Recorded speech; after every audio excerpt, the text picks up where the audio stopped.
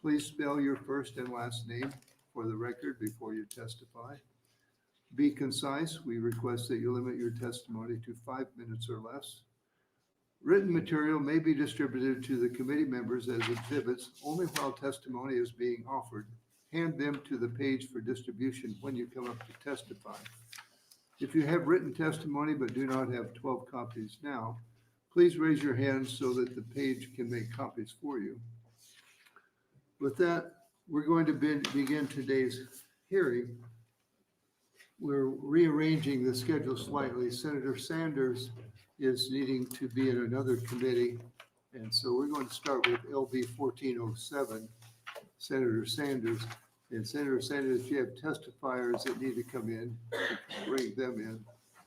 After that, we'll go back to the agencies. So welcome, Senator Sanders.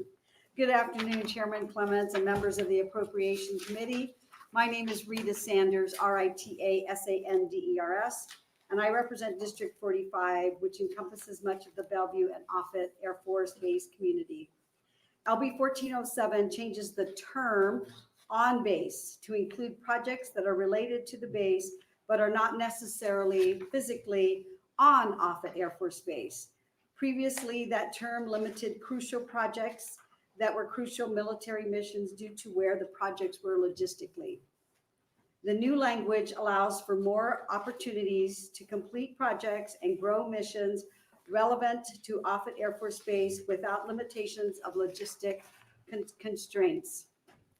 After working with the Department of Military and Veterans Affairs, it is apparent there was a need for greater space for potential projects and current missions within the military, specifically Offutt Air Force Base. In addition, this bill is a cleanup bill as it seeks to update certain terminology and define language thoroughly in statute. Behind me, experts on this matter who will be able to answer any questions you may have. Thank you for your time and consideration. Do you have any questions for me? Other questions from the committee?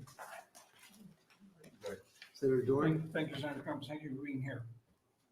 What is the reason for doing this? I guess, is it so more federal funds can be acquired or used in different places, or is it some of the state It's funding? mainly to be used and to make sure legally we are using the right language when we have contracts. But Tim Burke behind me is the one that puts that project together, and so he'll explain.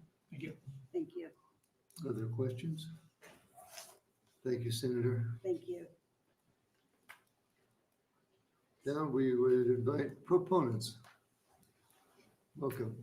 Hello there. My name is Tim Burke, Timburke. Thank you very much for having me here today. Senator Clements and members of the Appropriation Committee, my name is Timothy Burke, and I'm currently the president of the Offutt Community Development Corporation. It's a 501c3 funded by some private funding over the last couple of years. Other members of our board include Gail DeBoer, who's our treasurer. She's a retired CEO at Cobalt Credit Union. Retired General Rick Evans, who's the executive director of the Nebraska Strategic Research Institute, and Mike Pallison, who is our general counsel. And both Rick and Mike Pallison are here today to support this bill as well. I also serve in a variety of different capacities to support Offutt Air Force Base, the United States Strategic Command, and the Department of the Air Force. I currently serve as a civic leader with the Chief of Staff of the Air Force, General David Alvine, and previously served as a civic leader with Air Force Global Strike program. I'm a member of the STRATCOM Consultation Committee, on the Executive Committee of the Offutt Advisory Council, and I'm an honorary wingman of the 55th Wing stationed at Offutt Air Force Base. I'm here today in support of LB 1407. This bill is intended to really simplify the language in 55-901 and clarify some confusing terms contained therein.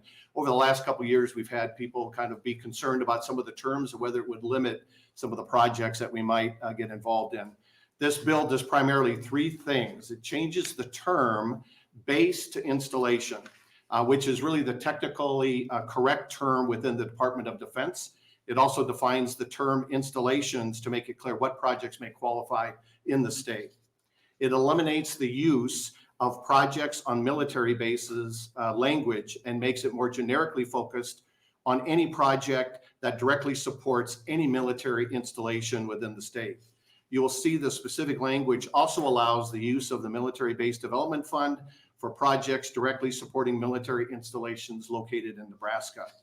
This is important because there are some projects that may be better suited to be constructed off of current base property and then deeded or gifted back to the Department of the Air Force. These projects may be executed quicker, faster, cheaper if we could do that off the base, adjacent to the base, and then deed them back to the base after the project is complete. This bill also eliminates the specific list of projects at Offutt Air Force Base that was identified in the bill because it's been interpreted as being restrictive by some that have reviewed the legislation, and which may also, our future funding partners may think it's very restrictive, and it's not intended to be that way. Those were just examples in the original bill. This amendment does not make changes to the original intent in Section 1, other than the changing term and descriptions of projects on military bases to projects that directly support the military installation. Maintaining the original intent language is really important to the Offutt Community Development Corporation, and I believe will be welcomed by the Nebraska Legislature. We also believe that this amendment has really no incremental impact on appropriations or cost. So the fiscal note should have no impact or cost noted. The OCDC is also supportive of changing potentially some language very similar to LB 1232, because in this bill today, it really talks about private funding. But what we're finding in some of these projects is that it may be other governmental funding. It may be other quasi-governmental funding or non-government funding as well. So we want to make that flexibility of the funding match to be as broad as we can possibly make that to help serve the base quicker, faster, more expedient, and the families at Offutt Air Force Base or any of the military installations that it may impact. Now, to date, we have made great progress in our work. We've engaged a number of public, private, community organizations and developed some concepts that we're currently working with Offutt Air Force Base leaders to really review a path forward to make these projects successful. Some of these projects were really, as I worked on the SpaceCom project at the Chamber, at that time when I was the chair of the Greater Omaha Chamber, it was really one of the bottleneck projects that we worked with SpaceCom as well. So these are very important projects that will help for future missions, specifically at Offutt Air Force Base. But we have a path forward. We have projects that we're working on, and we look forward to having projects be presented to the Nebraska Military and Veterans Affairs Group in the near future. So I would ask you to support LB 1407, and I'd be happy to answer any questions that you may have. And if they include specific legal or military questions, I do have my experts with me, Mr. Mike Pallison, who's with Klein Williams, and retired General Rick Evans, who was last stationed at Stratcom, but certainly was with the Air National Guard here in Nebraska. So thank you in advance for your consideration. Questions? Senator Dover? Okay, I glanced over this and just there's different sources of funds, but can you just briefly tell me when the fund was created, what was it created for? What do you see where are the major funds coming from that fund this? And some examples perhaps what it be used, but also what's the current balance of the fund? And then if interest is generated, what happens to the interest? So that fund is really held with the Department of Military and Veterans Affairs today. That fund has not changed. We have not accessed any dollars on that fund yet. We have not brought a project to them. We have worked with the base through all the ethical and legal and conflict of interest issues that you just need to work through. And so we've resolved that. We have a path forward. I believe we'll be bringing projects to the Department of Military and Veterans Affairs very shortly for potential funding. And again, the bill specifically talks about a match. So part of that funding would come from the state. The other funding could come from private funders. And as I articulated earlier, we would like to include that because some of the adjacent projects that we may be looking at to the base may include county in this example, a Papio NRD, it could be the county, the city of Bellevue, it could be some other governmental funds as well. So we didn't want to limit it to just private funding, although we have had conversations with a variety of the philanthropic organizations and help support these projects. But do you know the dollar amount? That's what you were asked. I don't have, I'm sorry, I don't have the donor amount, so we don't have a project that we're asking for the funding, but the donor amount would be a minimum of 50% of the overall project. The dollar amount in the fund. Correct. 25 million Thank you. plus whatever interest has been accrued. I'm sorry. 25 million. Yep. Thank you. Senator Vargas. So I was going to answer the question too, but yes, so 25, I think we appropriated 30 million last year for this. Well, thank you for being here and appreciate the background on this. So this is a question and sort of a question for the senator as well. You described that there's a need for more flexibility for the projects. This states in statute that the match would require private funding. Will we have to change that language to say require a match of state, local, federal, or private matching? Because technically, if you were to get $5 million, let's say from Bellevue, that wouldn't qualify under this grant language right now. So, Correct. So do we need to do another amendment language? So one of the conversations we've had with the Senator Sanders staff is to maybe reflect similar language in 1232, which was private or other funding. Something very simple that would allow that flexibility to get other funds to help support these projects and initiatives. Great. I just wanted to make sure we get that, something like that. All right, we'll make a note of that. Are there other questions? Seeing none, thank you for your Great, testimony. thank you very much, appreciate it. Are there other proponents for LB 1407?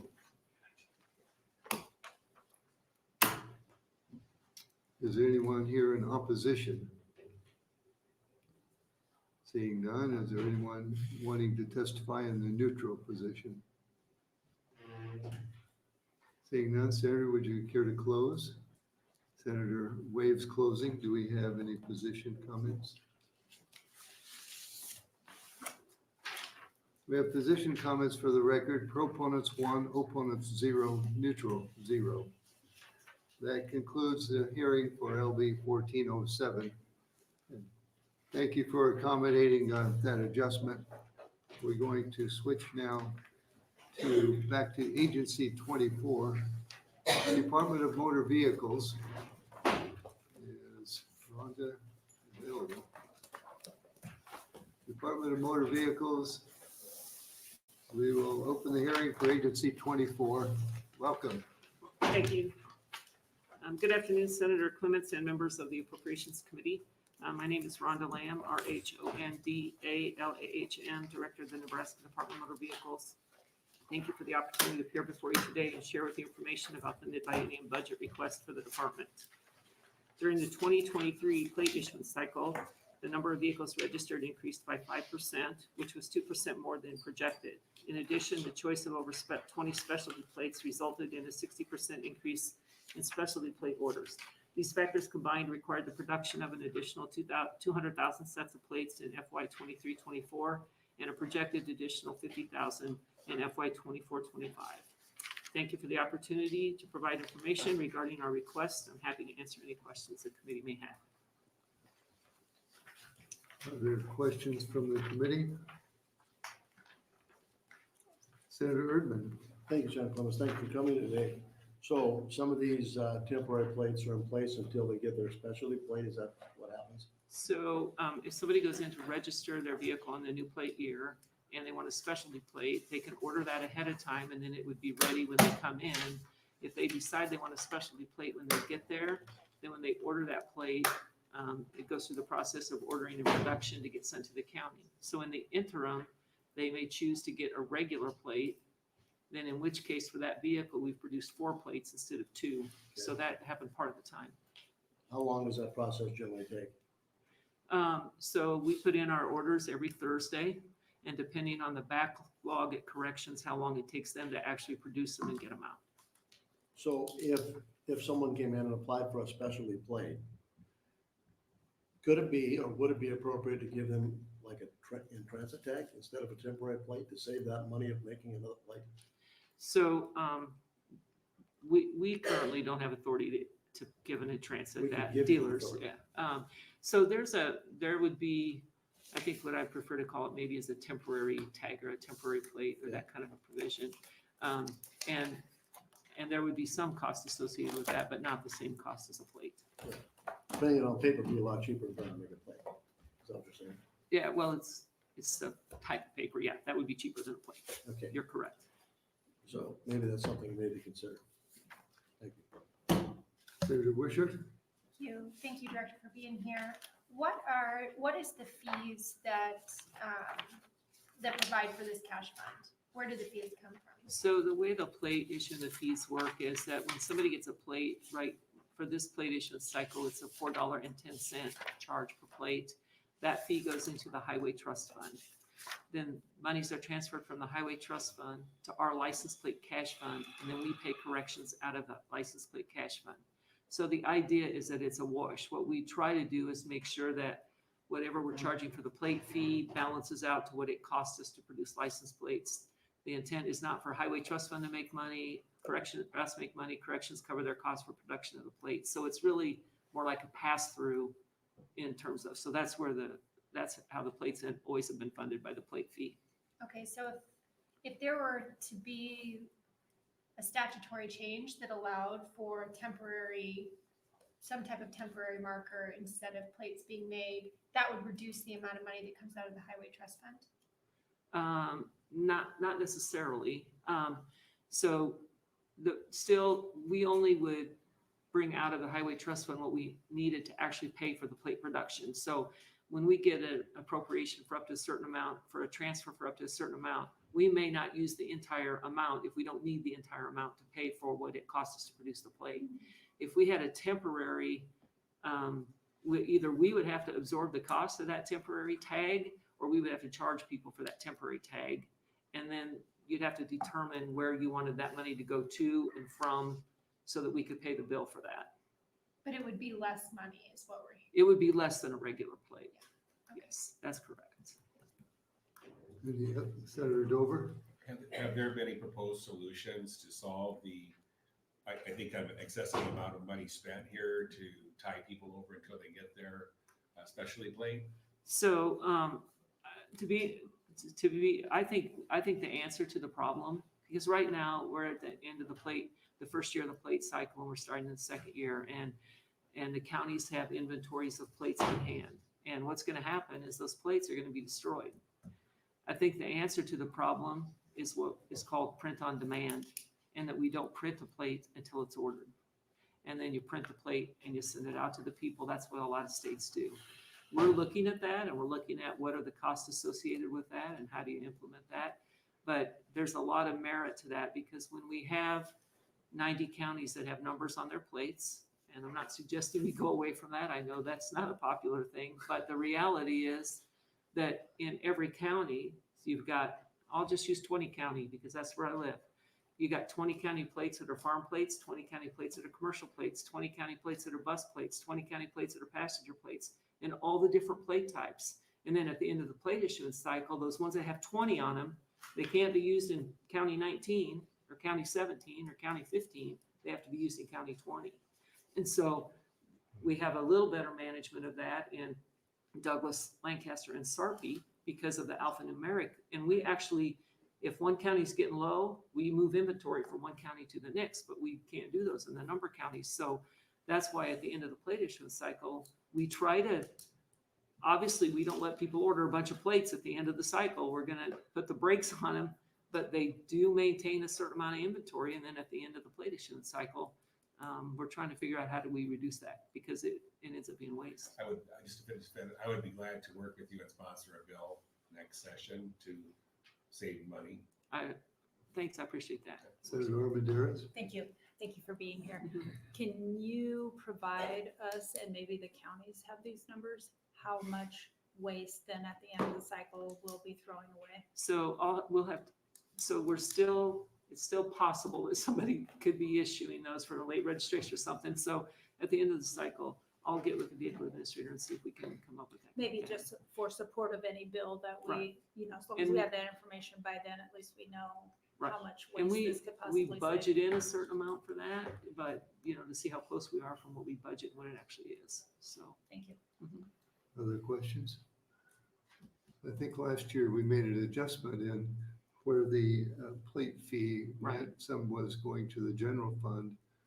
Now it goes all to you. So The general fund portion was eliminated, right? that's the document fee, the driver license document fee where that adjustment was Oh, made, that's the not the driver's license. Right, license. not that's plates. correct, right. All right. Yes, that's correct. Has that been satisfactory, that Yeah. adjustment? It has been to date. Thank you very much. Senator One last- Dover? one last question. I would assume, but I don't have any idea, that if you're on print by demand, that would be more of a cost than printing by the batch, but could you comment on that? So actually, the Department of Corrections updated their system about 2 years ago. Okay.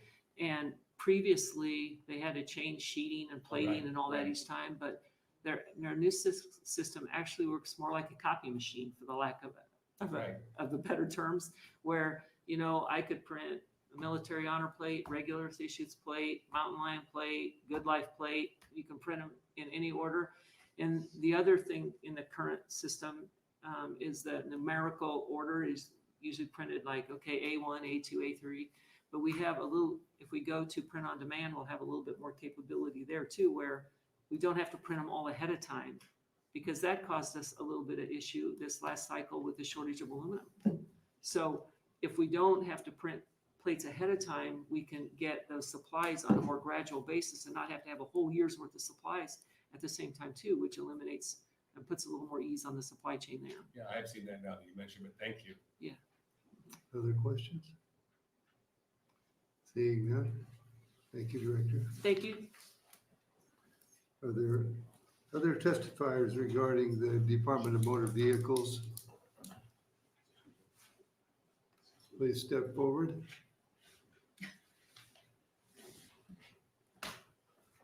Good afternoon, Senator Clements and members of the Appropriations Committee.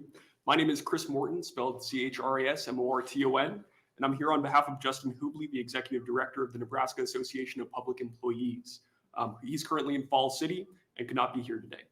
Our union, NABAFSME, represents more than 8,000 frontline state employees who work in 43 different code and non-code agencies in all 93 Nebraska counties, including approximately 100 driver's license examiners who work at the Nebraska Department of Motor Vehicles. We're here to testify in a neutral capacity regarding this budget. As you may be aware, the Department of Motor Vehicles continues to struggle to attract and retain motor vehicle examiners. Currently, driver's licensing offices in Dawson, Franklin, Furnace, Gosper, Kearney, Phelps, and Webster counties are closed indefinitely due to staffing shortages. The driver's licensing offices in Custer, Greeley, Howard, Merrick, Nance, Polk, Valley, and Wheeler counties have had scheduled closures due to staffing shortages. Locations throughout the state have long waits due to staffing shortages. The office closures directly impact the quality of services the DMV can provide to the public. Over 90,000 Nebraskans live in counties affected by these closures. We believe that low wages are the primary reason why the DMV cannot attract and retain motor vehicle examiners. During contract negotiations in 2022, last year, we proposed a $20 an hour starting salary for motor vehicle examiners. While we settled on $18.49 per hour, it's clear that we are not competitive enough in the job market to fill these positions at that salary. We do not believe the situation will improve without immediate action. We requested to enter mid-biennium negotiations with the governor's chief negotiator in November. We're told this request is under consideration. We are asking to enter into midterm contract negotiations to negotiate immediate wage increases for motor vehicle examiners. We have already seen significant improvements in hiring in positions like social services workers, where we agreed to that $20 an hour starting wage. I'm here today to ask for your consideration in ensuring the DMV budget can accommodate this request. All Nebraskans, regardless of what county they live in, deserve a fully operational licensing office. This is a problem we can solve with your help. Thank you. Other questions? Seeing none, thank you for your testimony. Thank you. Are there other testifiers regarding Department of Motor Vehicles?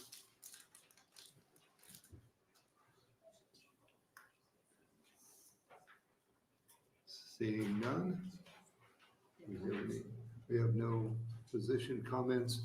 That closes Agency 24, Department of Motor Vehicles. Thank you.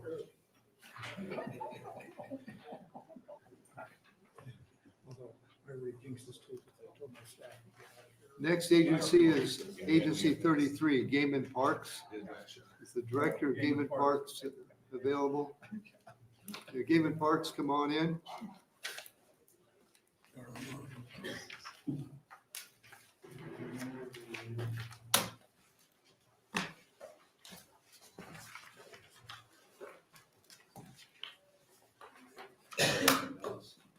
We'll now open the hearing for Agency 33, Game and Parks Commission. Welcome, Director. Good afternoon, Chairman Clements and members of the committee. My name is Timothy McCoy, Timothy, MCCOY, and I'm the Director of the Nebraska Game and Parks Commission at our headquarters office, 2200 North 33rd Street, Lincoln, Nebraska. I want to thank you for your opportunity to share the commission's requests that are in the budget bill, as well as some additional information on those. I would also note that Director of Environmental Trust, Director Elmshauser, is here to discuss the NET request. Just as a reminder, their budget, along with the Niobrara Council's budgets for accounting purposes, are ran through our agency's budget. So I will kind of go through these in order. The first request that we have is a request in PSL for our administration division of $125,000 in the next fiscal year. That was recommended by the governor. We would do that by shifting some cash from agency operations. In the last budget, there was a position transferred into our administration program, and then a creation of an additional position in our permits counter. And so right now we're looking forward, and we're concerned about a shortage in PSL in our administration budget. The second one is an increase in authority for operation and maintenance in program 549. This may sound familiar. Many of you probably remember we had a deficit request last year for increased operating costs in our park system.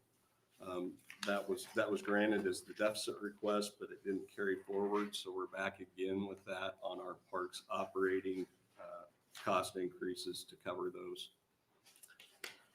The other request we had was a request to do a study on the Mayhew cabin site. I know there's a bill later that will talk about this. We have been on site. There are some challenges with it. It's been closed down. It's got a lot of repair issues.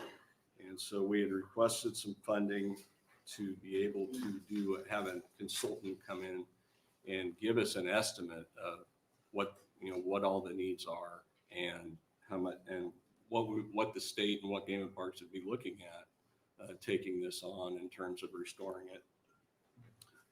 We requested $125,000 in general funds. The governor identified that as cash funds. That's an amount we can absorb and manage in cash funds.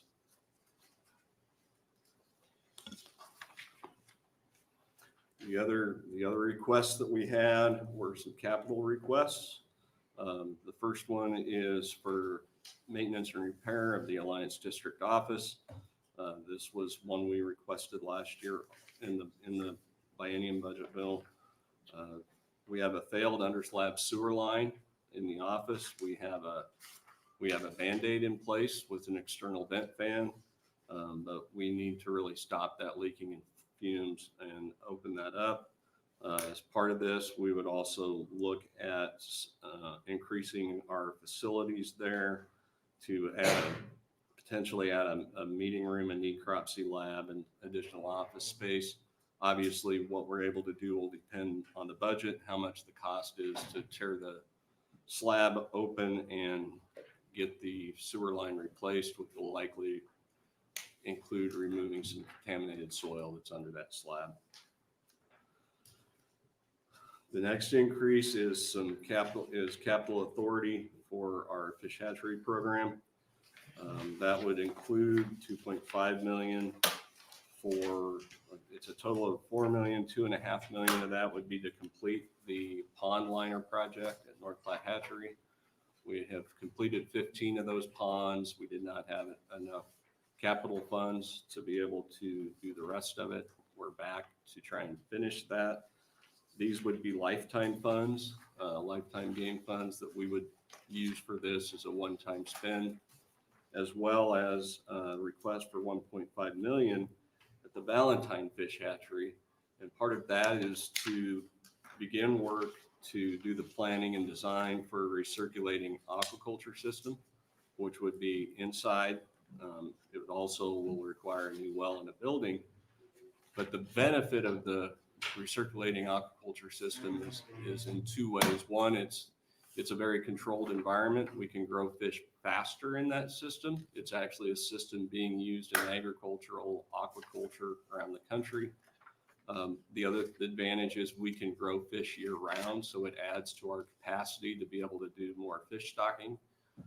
We're looking at, there's potentially 6 new reservoirs that are identified over the next 10 years, some of which are they're starting more progress in Papio, Missouri, in the Omaha area, as well as the Perkins Canal project moving forward. That's something that we're going to need to plan for to expand our fish stocking capabilities.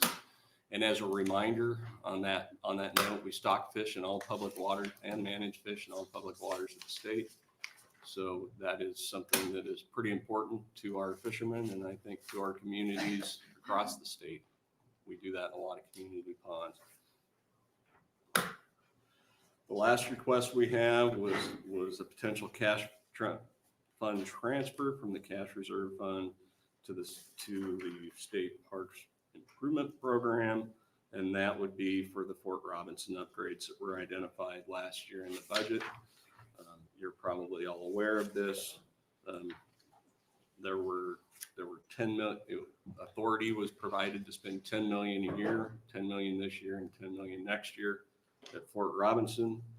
Also authority to be able to spend cash funds for 4 million each year for the Kiewit Lodge at Mahoney State Park.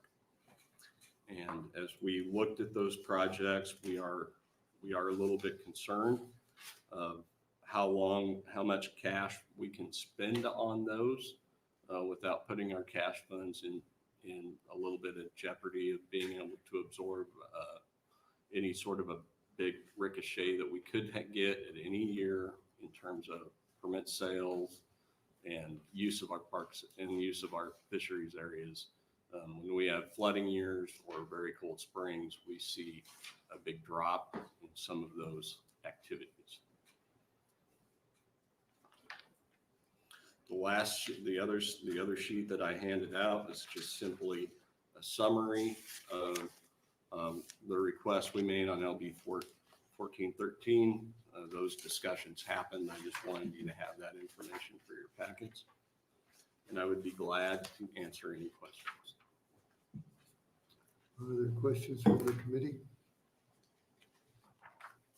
Senator Erdman. Thank you, Senator Clements. Thank you for coming, Mr. McCoy. Help me understand, last year, when we appropriated that money for Fort Robinson, it was my understanding that we were going to refurbish or restore the lake there at Fort Robinson. And then it has been drained. And so help me understand why we did not know that your intention was to drain the lake while we were trying to make a contribution or appropriation to fix that. Well, we've been working on this project for the last 2 years to look at what the alternatives were. Because that was designated as a high hazard dam by DNR. We initially had looked at it and the initial cost estimates without really off the cuff planning from a consultant was $12 to $15 million. And so we tried to work that down. We had another issue that popped up last summer where water was piping somewhere in a gravel layer under the dam and really sort of changed our ability to go in and do a smaller maintenance project. The other parts of that were regarding just looking at all of the projects that were identified with the cash authority that was provided to us. So when the estimates for the dam improvement project were looking about almost $11 million, we made a consideration that we probably needed to look at something else. So then the decision was made, when was the decision made to drain the lake? The decision was made to drain the lake in about October, to start to prepare that for work. So we do not have we are in design right now for the removal of the dam and the rehabilitation of the stream. So we're just in design. We don't have a contract yet. We don't have the final cost. The initial estimate was from $3 to $5 million to do it that way, which we felt would be easier to absorb and also allow us to utilize some of those appropriated funds for that other work at Fort Robb that was identified, including honoring the Buffalo Soldiers, reconstructing the bakery building, and there was quite a list, enhancements to the post playhouse that were made at Fort Robb. So Yep. is the lake been drained? We opened the drain on it. So, and part of that is to let the sediment really dry out for work that's going to be done. There is a challenge with this lake. We normally have to periodically, every 10 or 15 years, go in and remove sediment from it. 3 years ago, that's the project we started with before it was a high hazard dam. And the other information given to us by the Department of Natural Resources was the size of the watersheds, about 52 square miles. That's about the same watershed area as the Lake Wanahoo that's up north of Wahoo. So there is, at times there's high flows. There is a lot of sediment that carries through that. And it's a challenge. It was a challenge for us to look at spending $12 million on a lake that's got, about 17, maybe at a high, if it's got a higher level, 20 surface acres. So it was not an easy decision because for that Carter P. Johnson has a lot of history out there. We have been doing a lot of work at the other ponds. We've been trying to do fishing enhancements at all the Fort Robb ponds. So no, it was not a fun decision to have to make. Would it be a fair assessment to state that the reason it was a high-risk dam was you built a camping area below the dam? Would that have been part of the problem? It was called high risk? Well, it hadn't been called a high-risk dam prior. And part of it was due to the age of the structure and how it was designed, because it was built, I believe, in the 1930s by the Civilian Conservation Corps. It's an earthen dam. It's on a running stream, and it can hold back a significant amount of water in a high flow situation.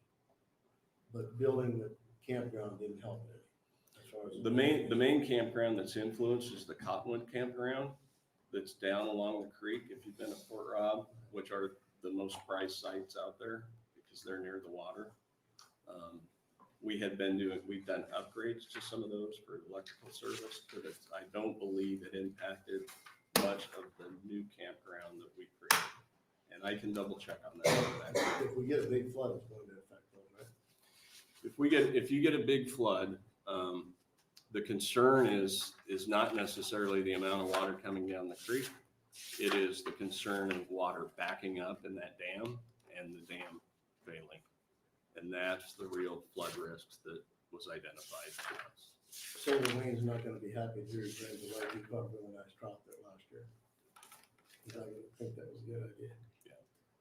But that was the issue that I was concerned about, because when I was there at your meeting in October, there was no mention of draining the lake. I was quite surprised when I heard what was going to go forward. There was no discussion that day. Yeah, we should have made sure that was on our agenda. I should have made sure that our commissioners had it on the agenda. Well, I was surprised. So, Well, the other apology I'd like to make is I know we talked to Senator Brewer's office as we were getting ready to do this. And this is again my fault, because I did not recognize that the location of that is actually in your district. because Fort Rob Crotton is on both sides of that county line. Yes, it does. So, yeah, thank you for that explanation. So we talked earlier, we had an email today. I'm up to 115 of those emails. I know that's not your fault, but just for the sake of the conversation, I had 115 emails exactly the same from every state in the United States about taking money from game and parks. And I sent that to Mr. McCoy, and he assured me, and I believe him to be the truth, that he wasn't behind that, but it's very peculiar. We've done some more digging. It would appear there's a national group called Sportsman's Alliance that put out some sort of an action alert. And you may all be getting emails from them, from individuals.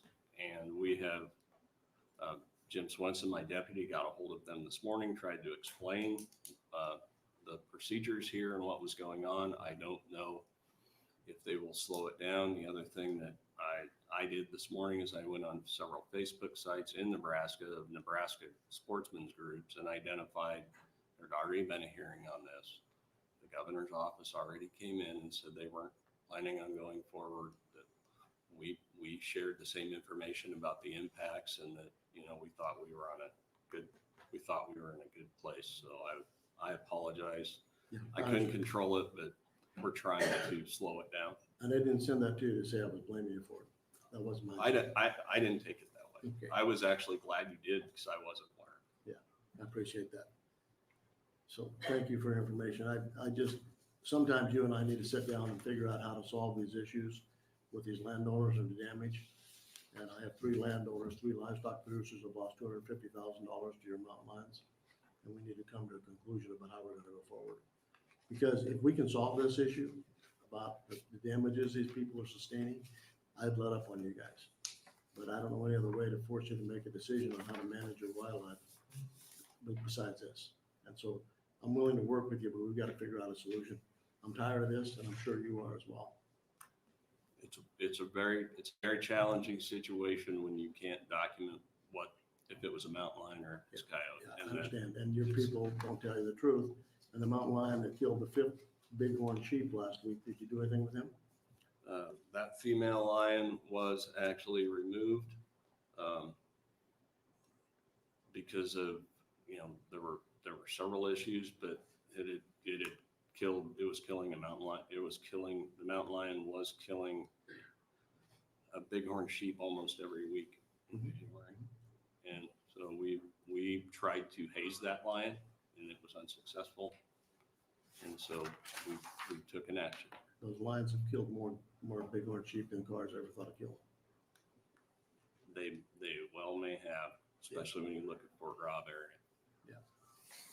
But we could sit down and do that if you're willing to do that, because this has got to come to a solution. We can't keep doing this. Those 3 ranchers have lost $250,000 this last year. And when you don't find the carcass, you can't find it anywhere. It's not coyotes, it's mountain lions. So you need to just fess up and tell the truth and do what you have to control these mountain lions. And the one that was in those people's fence, they finally shot that one. And there's another one back there again. And they're gonna shoot that one as well. So what you're gonna do is force these people to do the 3 S's, and you know what that is. That's exactly what they're gonna do, and I encourage it. So either you're gonna manage it or they're going to, but somebody's going to. And we're not gonna continue this because it's adverse to ownership of land when you lose $250,000 to mountain lions. That's a problem. Senator Dorn? Yeah, just for clarification, I think you talked earlier about the Mayhew cabin study in Nebraska City and $125,000, but you're going to use it all in cash. And the reason I want clarification is because Senator Wayne has a bill here this afternoon asking for more money than that. I am aware of that. Part of the reason is that was how the governor's office recommended it as cash. We felt that was something that we could absorb. This is probably the minimal amount needed to really look at the issue and to potentially be able to do something about it. And my deputy's here is going to testify on that bill. He's been on site multiple times with several folks, including I think your fiscal analyst, to help them see what that is. Okay, thank you. Senator Grover? I mean, I've heard it right, but what are the 3 S's? Shoot, shovel, and shut up. Okay, thank you. I figured it was shoot, I just couldn't get the other 2. Other questions? I had one. I was talking to a man from South Dakota. He said to me, "Hey, if you ever want to go hunting mountain lions, I get a permit every year. Just, I'll let you know, come on up." Is it true that they can just get a permit in South Dakota anytime they want? I'm not aware from how South Dakota does their permitting because they have a limited number of permits. Although I don't know if some of the South Dakota reservations do mountain lion hunting. He lives on the reservation. Yes. That would be under the reservation rules. I see. What is the rule for permits in Nebraska for mountain lions? Are you wanting to know how many permits that we've done? This- So we recently had a mountain lion season that included both the Niobrara River Valley and the Pine Ridge area. That season started in January. We offered, I think it's about 180 permits per potential lion that could be harvested in the Pine Ridge. There were a total of up to 4 lions with a sublimit of 2 females. That limit was met on females, so they harvested 3 lions last year or this January. And then there was a new season in the Niobrara River Valley for 2 lions, and the first lion shot was a adult female, and that had a sublimit of 1. So we killed 4 mountain lions. I can tell you from the conversations that I had earlier this week with our Sam Wilson, our predator management person who works with mountain lions, the preliminary information that he has in his hands now from the SCAT survey we did last year, along with our data on collared lions in the Pine Ridge, is that population he expects is going to be high. Population estimate will be higher than it was last year, and so we'll probably be looking at increasing our mountain lion harvest there. We also will be looking closely at the Niobrara unit because we have several collared lions in that unit to see if we can increase our season there, and then also planning to try to put forward a recommendation for the Wildcat Hills because we have several collared lions there right now, and we know that this issue it's growing, and it's grown a lot in the last 2 years, and so we're going to try to take a little stronger approach with it. Well, thank you. Are there other questions? Senator Erdman? So how many lions do we have? Well, if you I'm talking statewide, how many lions we got? the only estimate that I have of population right now is from our guy is not the new estimate, but he's thinking it's going to likely look like about 40 lions in the Pine Ridge.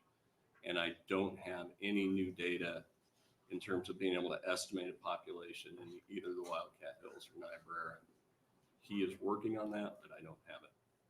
It's likely we will have some of that information in the next month. So when you do the SCAT analysis and you find X number, that just means you found that much SCAT. Doesn't mean how many cats there is. Because there could be several or many that you didn't find. They've got at least a dozen over in Banner and Southern Mohawk County. So and I don't know that we did SCAT in the Wildcat Hills. So we'll just be looking at the collared data with the capture recapture model to estimate what that population is. Have you heard from Jacob Dean? From him. Jacob Dean, Mohawk County? I don't believe I have. He lost 70 calves. All right. Are there any other questions? Seeing none, thank you, Director. You have welcome other representatives regarding the Game and Parks Commission. Nebraska Environmental Trust.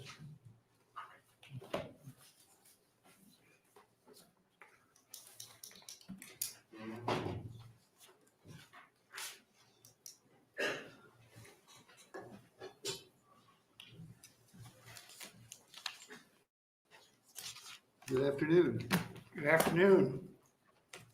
Chairman Clemens and members of the Appropriations Committee, my name is Carl Elmshäuser, KARLELMSHAEUSER. I won't take much of your time today. I am the Executive Director for the Nebraska Environmental Trust. I am here today due to actions taken at the Nebraska Environmental Trust Board meeting on November 2nd, 2023.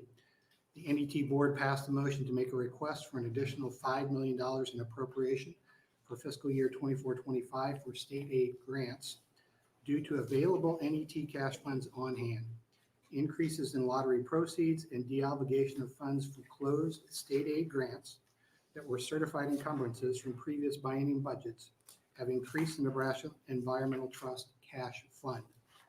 Those funds are not part of the general cash fund, and the use is restricted to constitutional requirements in the Nebraska Environmental Trust Act for the purpose of conserving, enhancing, and restoring the natural, physical, and biological environment in Nebraska.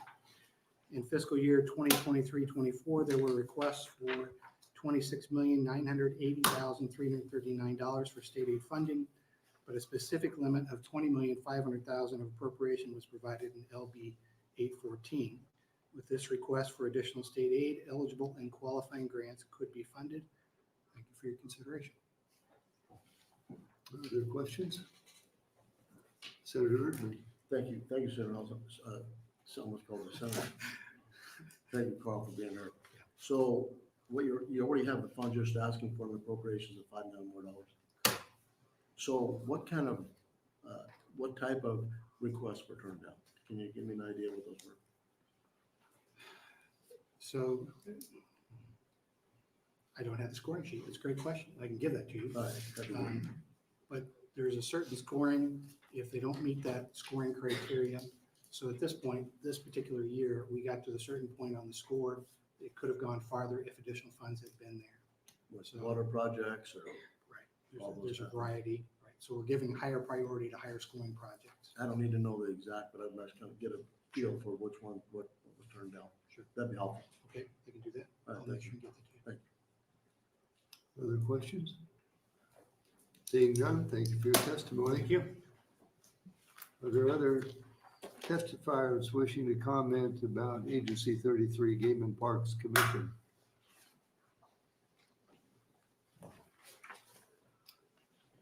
Seeing none, do we have any comments? We do. We do not. That concludes Game and Parks Commission agency hearing. Next, we will go to Agency 31 Military Department. Will the representative please come forward?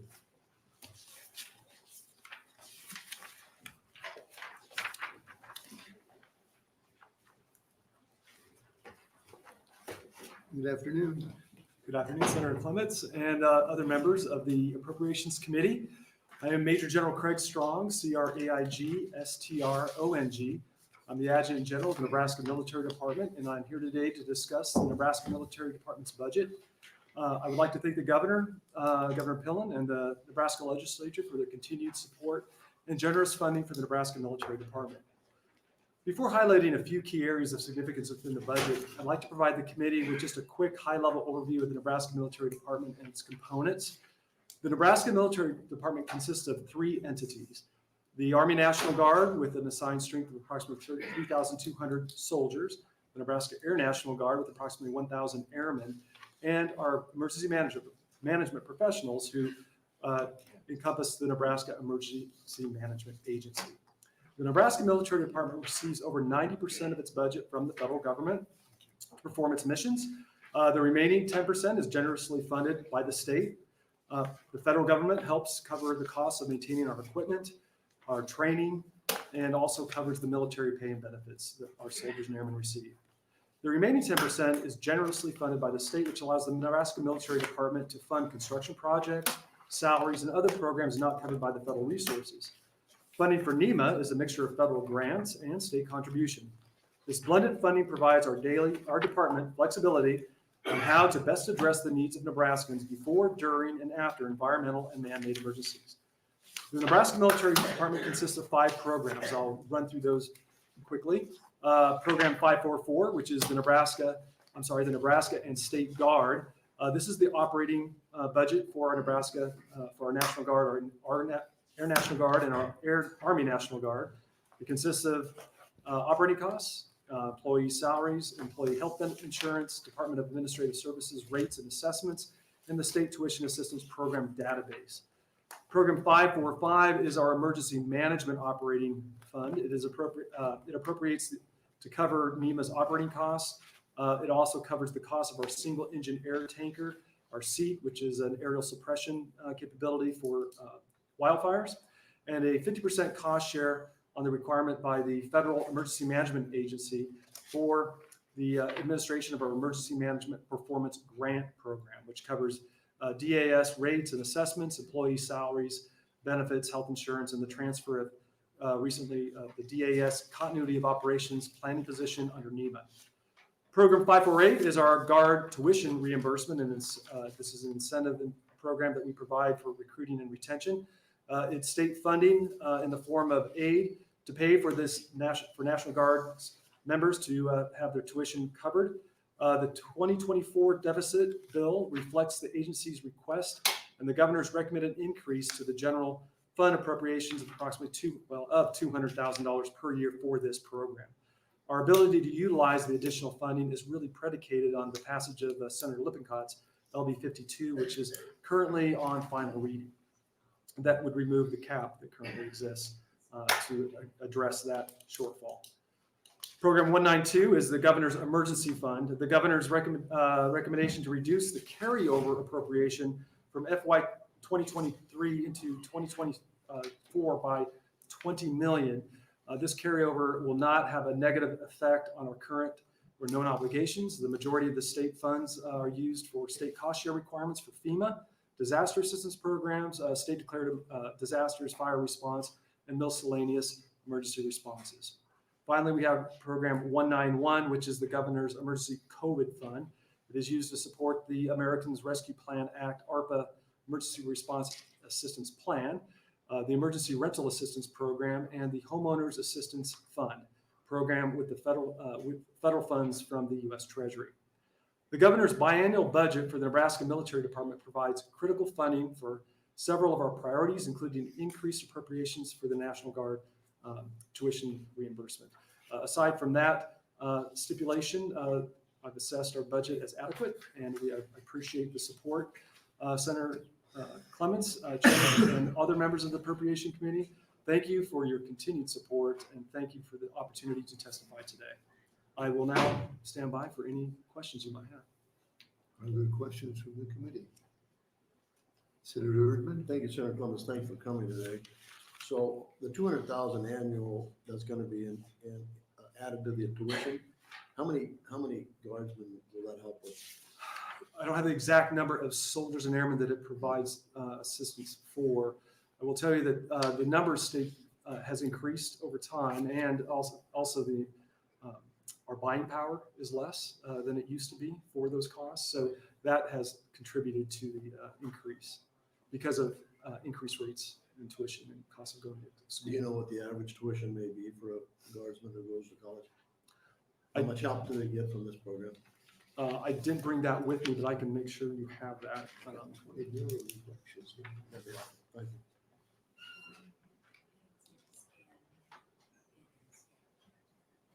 Okay. Other questions? Seeing none, thank you for your testimony. All right. Thank you for your time. Is anyone else here wanting to testify in the military department budget?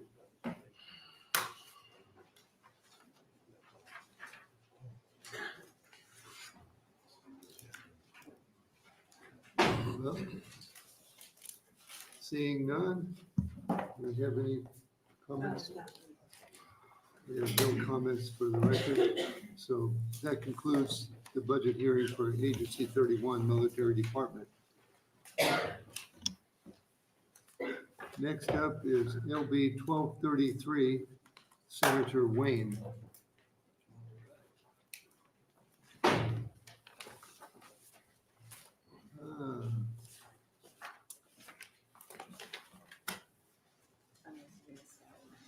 We'll have the clerk notify his staff to see if he or his staff's available. need to switch. Senator Bostar. Is he here? He's right on the corner. Ask his staff. I'll ask him right now.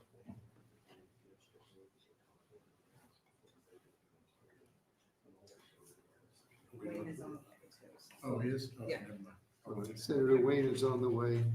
We'll just stand by for. It's gonna be, Oh, that's good. it'll be 12:33. Let me get that.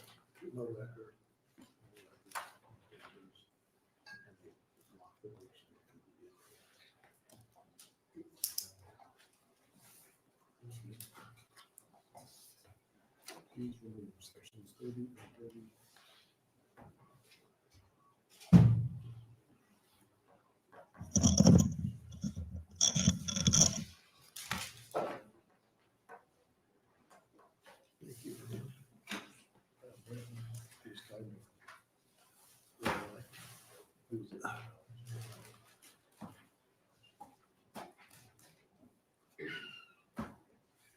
The advisory said, your council says,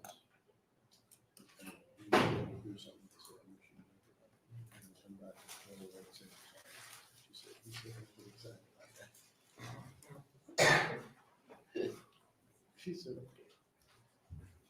that was pretty good. He was helpful. He was helpful.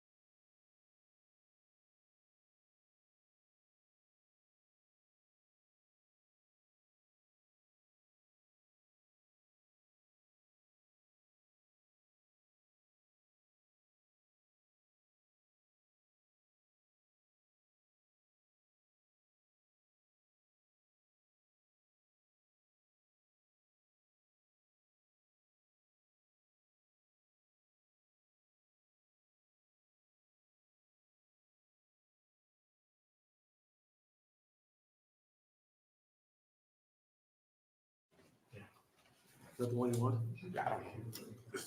Put it on first. Are we good? I got some bad. All right, we have the Buffalo Robinson, the Granger Lake. It is? So we're moving fairly quickly. It's okay. Thank you for coming. We'll now open the hearing for LB 1233. Welcome, Senator Wayne. Thank you. My name is Justin Wayne, JUSTINWAYNE, and I represent Legislative District 13, which is North Omaha and North Douglas County. We are on LB 1233. Yes. Okay. This was kind of just a placeholder. We've already had a bill to allocating dollars. It was going to Game and Parks. This actually changes it to the Ponca Tribe. And the reason I say a placeholder is because the actual allocation of dollars are in the next fiscal year. Obviously, I won't be here. So if we can move it up to this year, it'd be really helpful so I can close that chapter in the book. The Ponca Tribe has done tons of due diligence. When they come up and talk, they'll probably share with you some maps, some drawings, things that they have already moved this along. I won't go into the whole idea behind Standing Bear. I think I've shared with this committee plenty of the reasons of why the state should honor him from an economic standpoint. I think the tourism draw alone is a significant reason. But obviously the historical context of that and what he stood for as a Nebraska history is really important to our state. So that's kind of where this is. And I'll let them tell their story and why it's important to share with you the progress that they've already made. So I'm here to answer any questions. Senator Erdman. Thank you, Senator Clements. Thank you, Senator Wayne, for coming. 750 wasn't the amount we were transferring to Game Park. No, the actual bill amount is in the following years, 2025 and 2026, it's 15 million out of interest from 1024 economic recovery funds. So you're taking it out of the interest from the canal.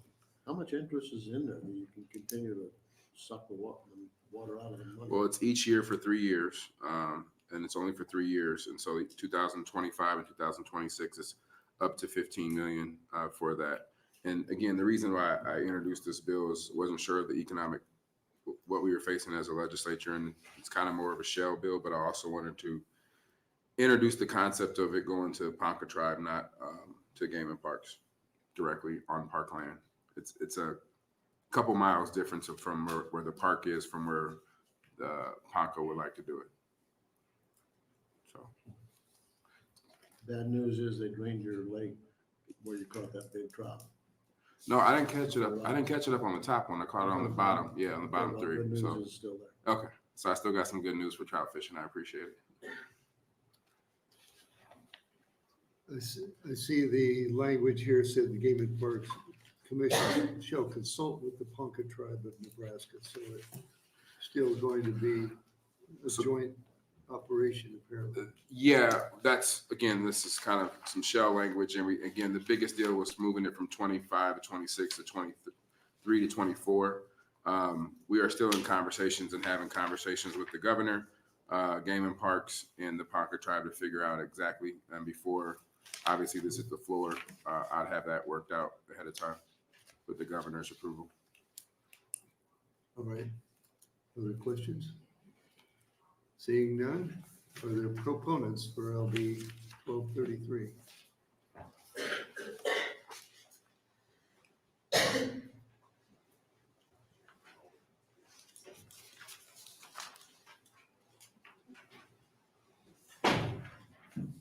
Good afternoon.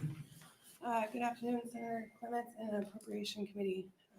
My name is Courtney Chavez, Courtney Chavez. I am the Deputy Director for the Ponca Tribe of Nebraska, and I'm also a proud member of the Ponca Tribe, and I'm honored to be in front of you today. On June 16th, 1962, Congress decided that the Ponca Tribe would be terminated. And in an instant, my grandma's identity was stolen away from her, along with the identity of her children. Their identity was taken away for over 25 years. When I was born, the Ponca Tribe actually did not exist. However, my grandma reminded me every day who I was and made sure that I understood what it meant to be Ponca. She told me stories of our tribe, stories of her mother, and stories of her grandmother. She told me that being Ponca meant to be proud of who you are, meant to never forget who you are and where you came from, and it meant that you never allow someone else to define you or steal your identity the way they did to her. In 1990, when the Ponca Tribe of Nebraska Restoration Act was signed, my grandma sat in our living room and cried tears of joy because she had her identity back, an identity that meant so much to her. That day in our history was one of many when the Ponca people persevered. I open with this story because the Chief Standing Bear Museum and Cultural Center is a way for the Ponca Tribe to ensure that our identity lives on and is celebrated for the next 7 generations to come. Many people across the country know the story of Chief Standing Bear. They know it because his actions will live on forever in history as one of the first civil rights cases. They know it because Chief Standing Bear stood in a courtroom, held out his hand, and made a statement that moved the people in that room to reconsider how they viewed the man in front of them. That statement will forever be known, and that story will be taught to youth across our nation. That story started with a family, which was Chief Standing Bear's family. That is a story that has been passed down generation through generation through the family of Chief Standing Bear. That is a family story, and it is an origin story. It is a story of the dedication and the commitment the Ponca people had to their families more than it is history. That is a story of somebody's grandfather and a story of the great-great-grandfather of some of the people in this room today. It is our story. It is the story of the Ponca Tribe of Nebraska. The Ponca Tribe is currently working to make those stories come to life so they are never forgotten. They are working on creating a place where my children and my future grandchildren can come to learn about who they are and how we have persevered time and time again to reach this moment. I thank you for coming here today to listen to the testimony of myself and my fellow tribal members.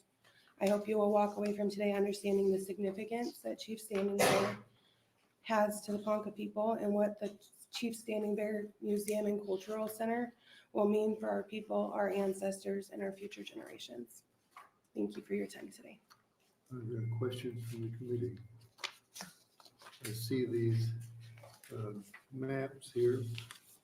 The museum intended to be where the powwow grounds are, Yes, it'll be just south of the powwow, the current powwow grounds. and I've been there. There is a full-size statue of Standing Bear there now, isn't there? Yes, Yeah, I saw that. and there will be a viewing area from the museum where you can look directly towards the statue. And so then the last page is the building layout. And this is an initial draft, and so it is subject to change. And, you know, if the state does determine that there are additional needs for that facility to help meet the needs of the state, then we would be willing to go back and see if we can expand or add on in any area.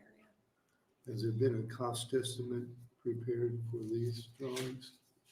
In the packet, there is a cost opinion that outlines what our projected cost is, and this is a initial estimate. Just looking at roughly $16 million.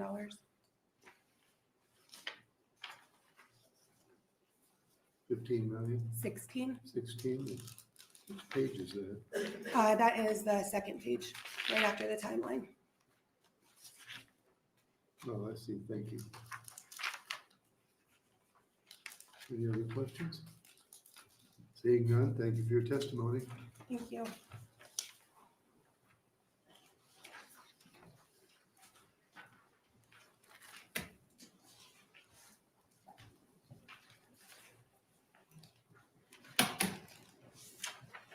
Welcome.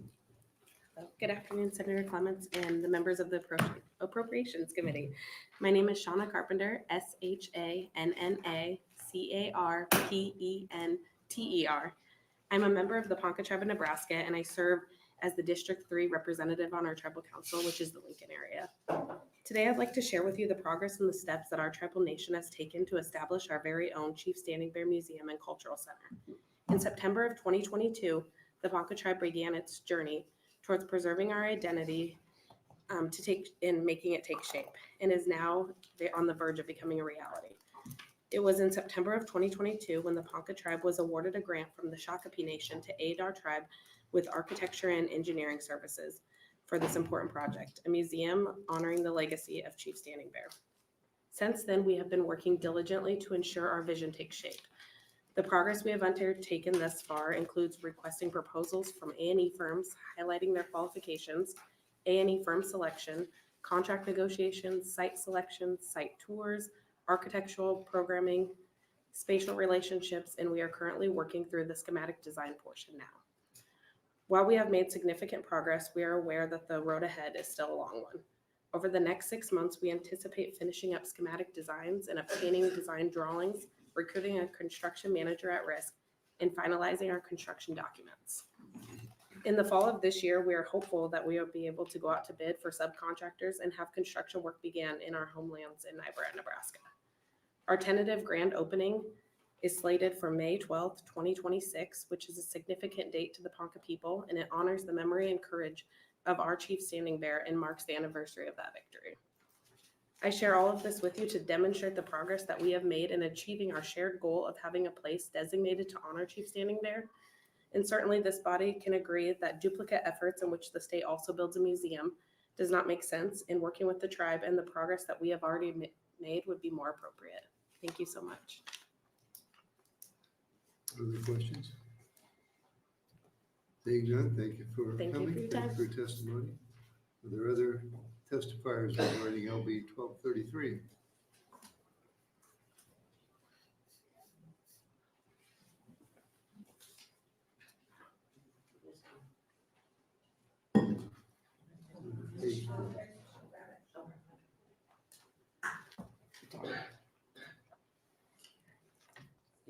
Chairman and Appropriation Committee.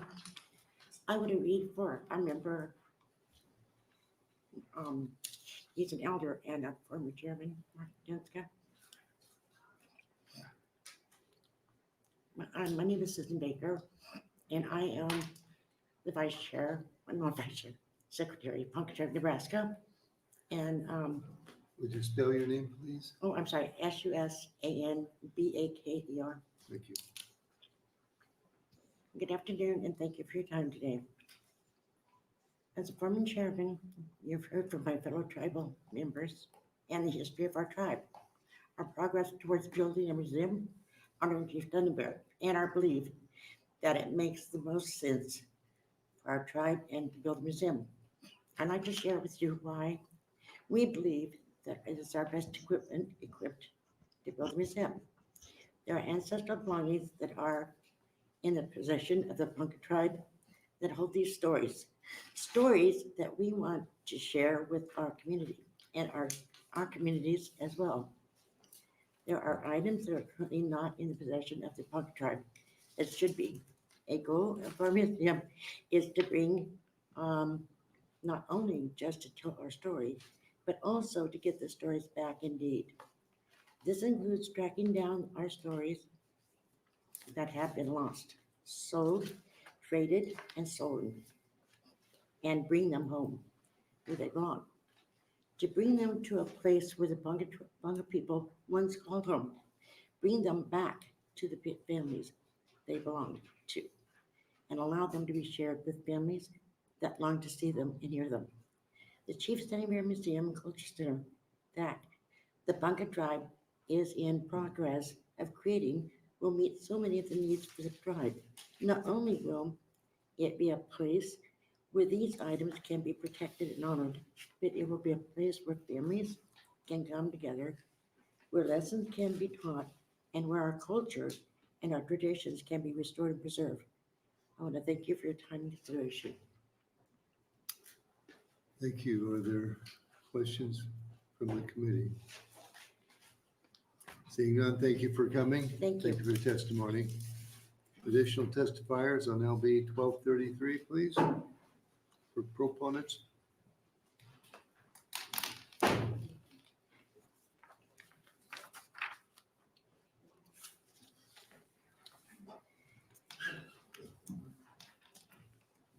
Good afternoon. Good afternoon, Chairman Clements and committee members. My name is Candace Schmidt, CANDACESCHMIDT. I have the honor and privilege of serving as the chairwoman of the Ponca Tribe of Nebraska. I first wanted to take a moment to thank each and every one of you for the work that you do as a Nebraska senator. I know firsthand how the hours are long and the work is never finished, and that you don't hear often enough just the simple words of thank you, or in our language, weebdaha. We are appreciative of the state's interest in honoring Chief Standing Bear. But as you've heard, multiple parties believe the tribe is best suited to build and operate the museum.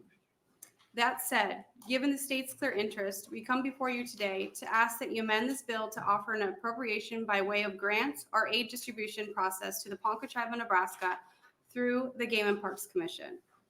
As the keepers of the stories in our history, we ask you to support our mission to protect, preserve, and restore our culture, our traditions, and our identity.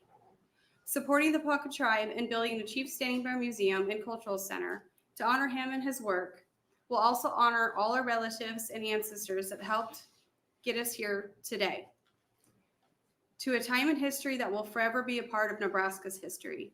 It will be a moment when Nebraska took the time to listen to the needs, to the goals, and to the mission of the Ponca Tribe. A time in history where Nebraska chose to acknowledge this land and the sacred stories that started here. It will be a time when Nebraska has chosen the right path. It will be a time when Nebraska demonstrated their trust, respect, and acknowledgement of the Ponca Tribe and the Ponca people. You have an opportunity today to build and strengthen the relationship between the state of Nebraska and the Ponca Tribe. We are not here to demand, we are here to ask humbly if you will do what is right. We ask for you to hear what we are saying, to learn about the Ponca Tribe and our culture. We ask you to take away from today the importance to be able to tell our own story. We ask that you help us preserve these stories so that they are never lost. The Ponca Tribe will continue to move forward with the Chief Standing Bear Museum and Cultural Center regardless of the decision that is made here today. However, without the support of the state, we'll have to go back to the drawing board and consider a much smaller and less impactful project. We will do that not to compete with the state of Nebraska or the Game and Parks Commission, but to ensure that we have a place that is ours, a place that we can ensure our ancestral items are cared for, honored, and displayed in a manner that is representative of who we are as a tribal nation. I appreciate your time today and we'll be happy to address any questions that the committee members have. Other questions? I see this handout about Standing Bear's tomahawk. Do you have possession of that? We do. We just got repossession of it last year from the Harvard Museum. I see it involved the Oklahoma Ponca tribe as well. Correct. Are you able to have it displayed in Nebraska? Yeah, we have it in Nebraska. So we're actually, at one time, we were two tribes, but we are both federally recognized, and the Ponca tribe of Nebraska has the tomahawk Very good. in our possession. All right, that's all I had. Thank you for coming. Okay, thank you very much. Are there other proponents for LB 1233?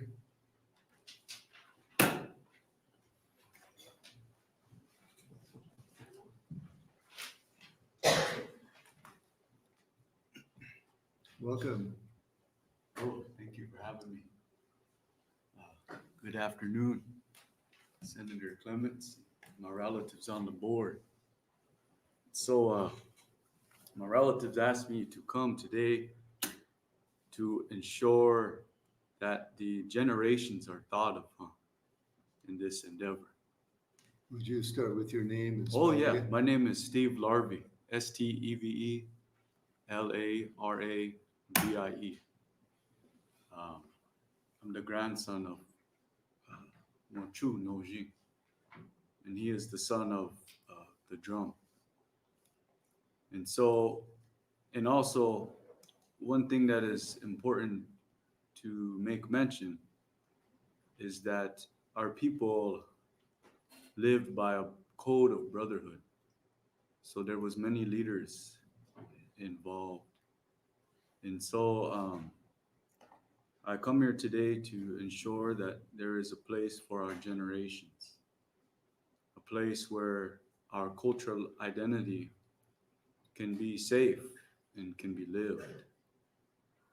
As my relatives have stated, because of the policies implemented upon my people, we were terminated and removed and unidentified.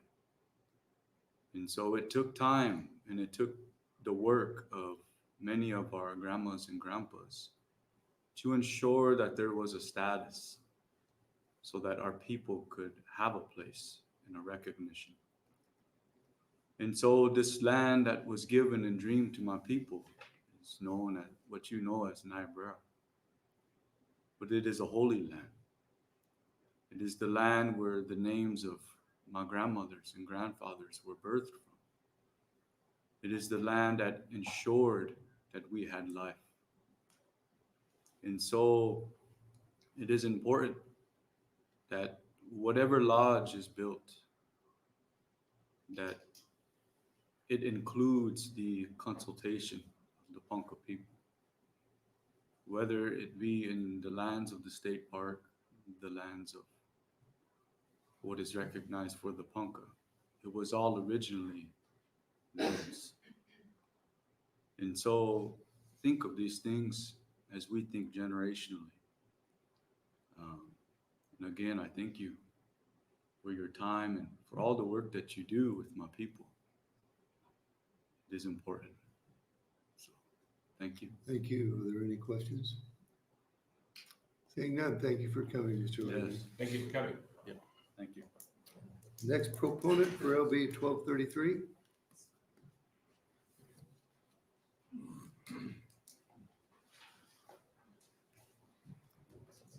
Welcome. Good afternoon. I know the hour is getting late and sometimes I can talk a long time, but I'm going to be brief.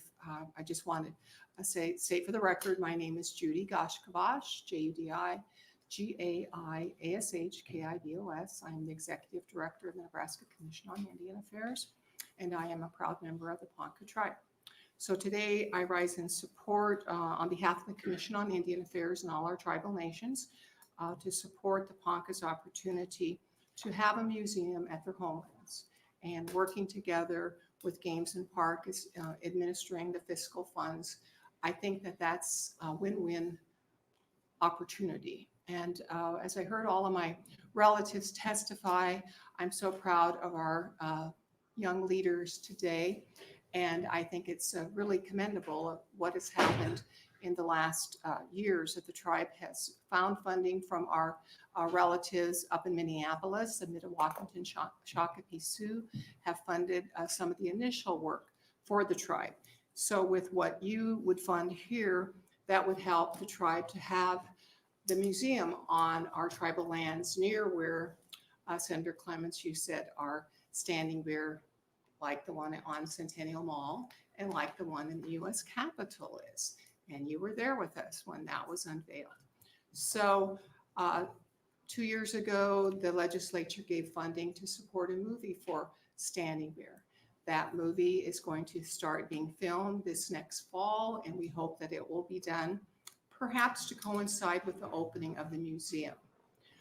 And I heard on the television that the World Channel this week was doing a story on the sleeping giant in Nebraska. And that sleeping giant is tourism. And tourism is what this can be a part of for Games and Park, for the Ponca people. And yes, we are the keepers of our stories, but you all share those stories. Nebraska, this is where you live, and we have to live together on Mother Earth in harmony. So these stories aren't just for our children, but they're for all children to learn in the schools, to learn the truth of the history of our country, stories of the boarding schools, and stories that celebrate leaders that were proud to be Nebraskans. As dual citizens in our state, we are proud to celebrate all the same things you do. We love Go Big Red. We love the same things, and we want the same opportunities. So I really think the focus should be that we can make this a good thing for Nebraska, for tourism throughout the state. This next week, there will be 18 countries coming to visit Nebraska as part of the Lincoln Visitors Tour funded through the State Department. And they'll be here in the Capitol next Friday. And I will speak to those 18 countries. They reached out to us and asked for two things they wanted to do while they were in Nebraska. Visit StratCom to learn about the safety and protection of our country. Secondly, they wanted to know about Indigenous peoples in America. So I was able to work with our tribal nations. They don't have a lot of time. It'll be a one-day visit. They're going to go to Ho-Chunk, to Winnebago, and visit there, as well as also spend a little bit of time at the Omaha Nation. It's the closest two reservations to our city, but that demonstrates that people from all over the world want to come here to learn about our First Peoples. This museum will be a part of that celebration. And therefore, I think that it's really a smart thing for us to do. And it's not a lot of money. I serve on the board of the Jocelyn Museum, first Native person to do so. And they are doubling the size of the Jocelyn. And the budget to do that was 10 times almost of what this little museum is costing, to double the Jocelyn. People come to the Jocelyn partly because of the Bodmer collection. The Bodmer collection was Maximilian coming over here, and one of those people that he painted was my relative, Smokemaker. So if you see the book, The Faces of the Interior, you see our people. And again, why do people want to come to our beautiful state? Because they want to see the games and parks. They want to see all the beautiful things that we love about Nebraska. So thank you so much, and I'd be happy to answer any questions, but I do hope that you will support this funding for the Ponca and for Nebraska and for the whole world. Thank you. Are there any questions? Seeing none, thank you for your testimony. Are there additional proponents for LB 1233?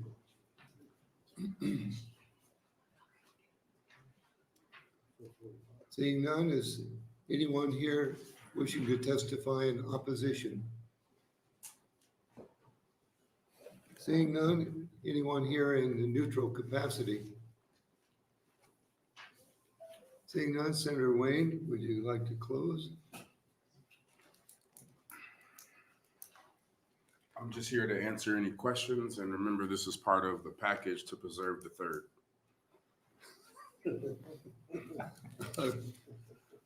Senator Dorn? Thank you, Senator Clements. Thank you for being here, and thank you for coming back and asking the question. Senator Dover and I, we were out making a run or whatever. Explain the funding part of this again, 15 million, or explain that part. So the original 15 million is 25, 26 off the interest, part of the interest off of ARPA, canal, and building of the prison. It's the interest for that year. Up to 15 million of that interest would go to this.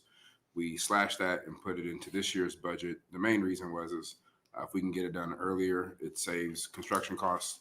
It's also my last year, and I would like to get this done.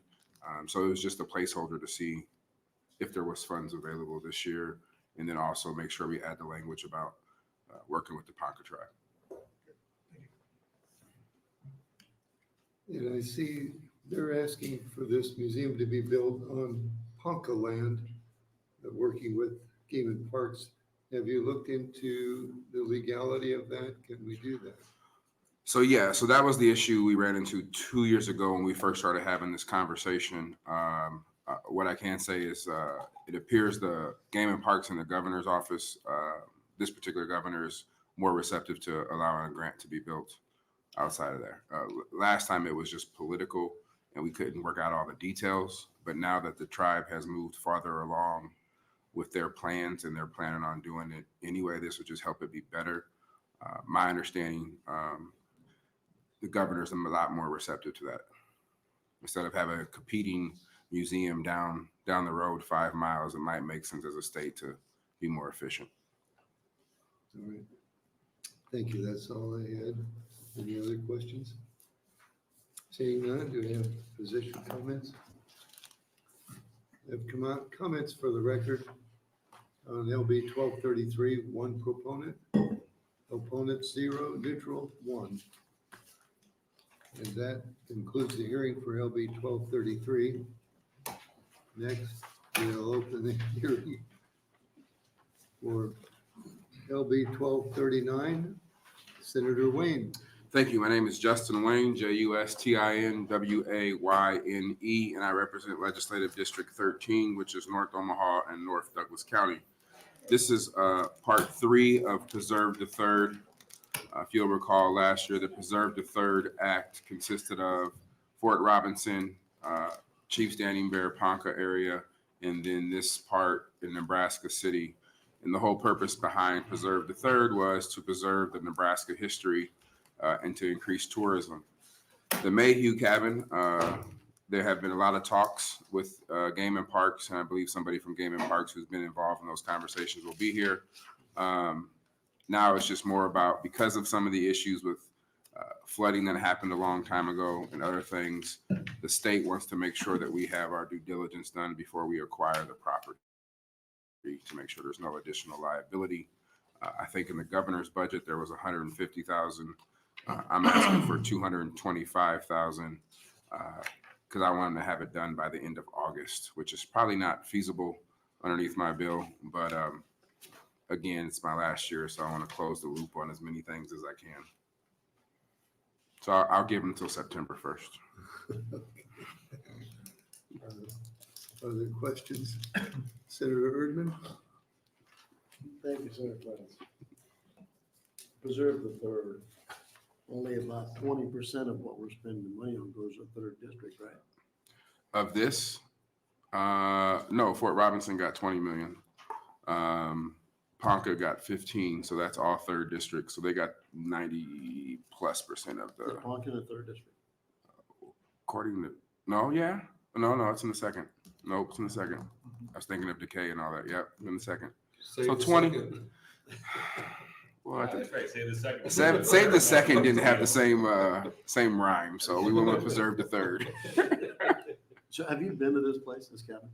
Yes, multiple times. In fact, last time I drove by it when we were in Nebraska City for the Ledge Council and it was closed. And that's what actually prompted the idea. Is it in disarray? Is it pretty well? It's pretty well in Would it be disarray. better to start over? Maybe, but there's still some historic artifacts, and even the cabin itself is okay. It's really underneath. There were underground hiding spots that have been flooded, so it's just restoring those.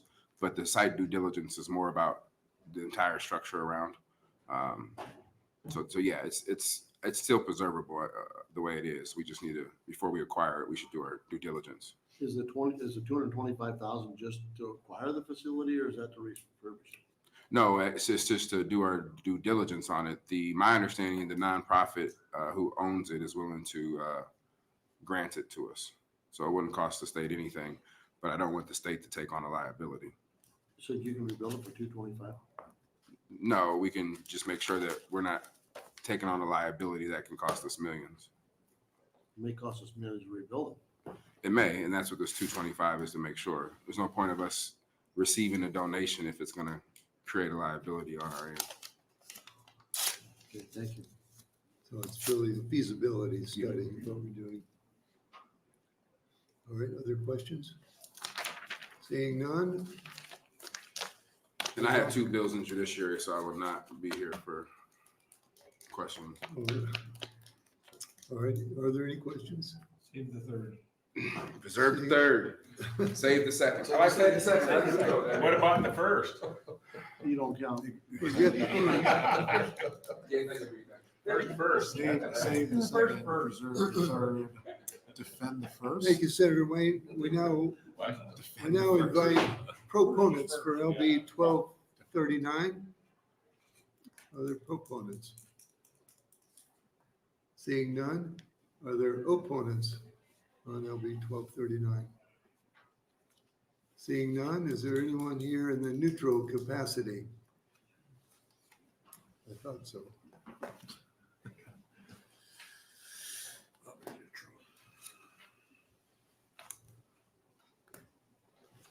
Welcome. Good afternoon, Chairman Clements and members of the Appropriations Committee. It's good to be here. My name is Jim Swenson, JIM-SWENSON. I'm fortunate to serve as the Deputy Director for the Nebraska Game and Parks Commission, 2200 North 33rd Street, Lincoln, Nebraska, 68503. Our agency position on LB 1239 is neutral. During the 2023 legislative session, LB 531 was adopted, moved forward. That legislation identified game and parks with the obligation or requirement to purchase or receive by donation and rehabilitate or manage the Mayhew cabin site located in Nebraska City. Following that legislation, we toured the site with members of the building division, our fiscal analysts, various staff, and property owners to do early assessment of what we would be required there. And what we discovered was that the site was in need of much repair and attention, rehabilitation. We concluded that the next best step would probably be to do a full assessment of the property, make determinations on what would be required so that we could take the next best steps towards the rehabilitation to reopen that to public occupancy and a safe experience and good interpretation and education of the story. We have one concern with the bill, and that is that it stipulates that the evaluation needs to be completed by August of 2024. That's a pretty quick turnaround. I know that there's emergency language in the bill. If that would happen that way, that'd be great. If not, that leaves a pretty tight window for the level of investigation that we feel needs to be conducted there. We would ask for a little consideration, maybe a full year to do the assessment. Be happy to answer any questions you may have. All right, are there questions? Senator Dorn? Thank you, Senator Clemens. Thank you for being here. I was on the tour with you when you went down there this summer and looked at it. And I know at that time, I call it the foundation or whatever that group was. Yep, Mayhew Cabin Foundation. They basically don't have any money. Right. Out of money, and they're trying to decide what to do with the property. And one of the options was to build it, Senator Wayne had last year, and then have you look at it. That's correct. Give us an update on maybe, I mean, you don't know until you have the study done, but give us an update on maybe some cost and some timeline or whatever, if it takes 2 years, 3 years or whatever. Sure. And I've maintained communications with the foundation board down there to make sure they're aware that we are trying to progress this forward.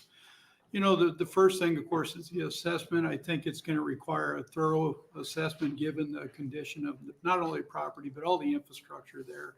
There's severe drainage issues, some sewer issues that need to be addressed, of course. It's going to involve some work with the city to determine that water flow through there. It'll take a year to do the assessment, I feel. Once, we have that determination on next steps, I think it's going to be a timely, probably a phased approach to development of that site, rehabilitation of that site, and it may play out over a 3 to 5 year period of time to carry that out. At what cost has yet to be determined, Senator. Other questions? I think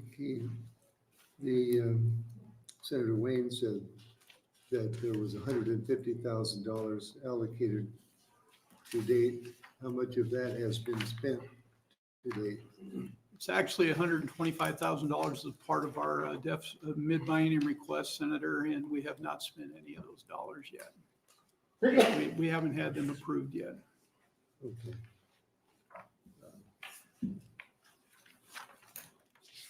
That's right, I saw that in the agency request. That's correct. And so you don't have ability to even hire a consultant or? Not at this point in time, we wouldn't. And certainly, given the results of at the end of the session, then we'll move forward with negotiations on the property owners to gain proper access and approvals to move forward. So the agency budget request is $125,000. Senator Wayne just mentioned $225,000. Do you think $125,000 would get you enough of an assessment? I'll reach back to my background in major projects I've been involved with. When we put that number forward, it was a bare bones dollar amount that we looked at there. And that was prior to visiting the site, actually walking the site, all the buildings that are there, and seeing the needs on the landscape. It likely would require a higher dollar amount. Okay.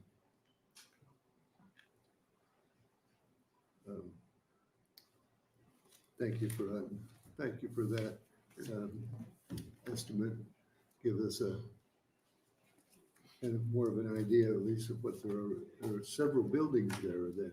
There are. That's a good question. There's a visitor center that has some severe issues with settling in the foundation, severe mold issues. There are also the original cabin is on the site and it needs some work. I was there yesterday looking at the site, and apparently there's some bad leaks in the roof there because there was a blue tarp stretched over it.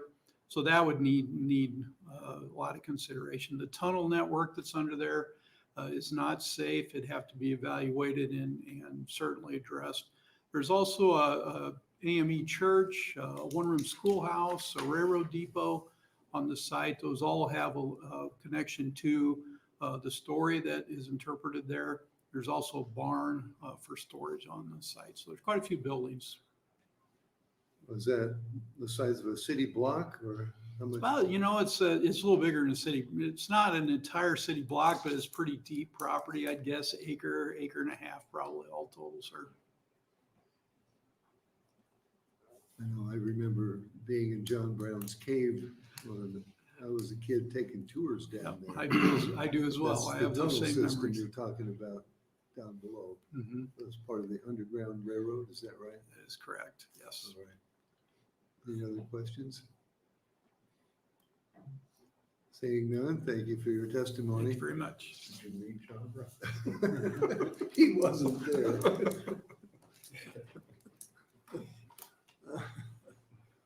Are there any other testifiers in the neutral capacity on LB 1239?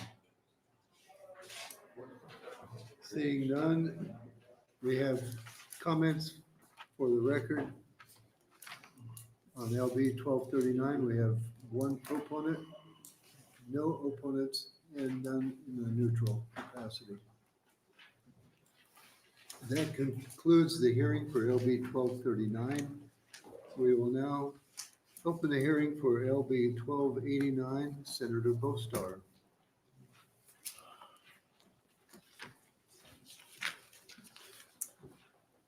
Good afternoon, Chairman Clements and members of the Appropriations Committee. For the record, my name is Elliot Bostar, that's Eliotbostar, and I represent Legislative District 29. I'm here today to present LB 1289, a bill that would provide funding to assist the Lincoln Airport with critical reconstruction of its primary runway. Runway 1836 was originally constructed in the 1950s as part of the creation of the Lincoln Air Force Base.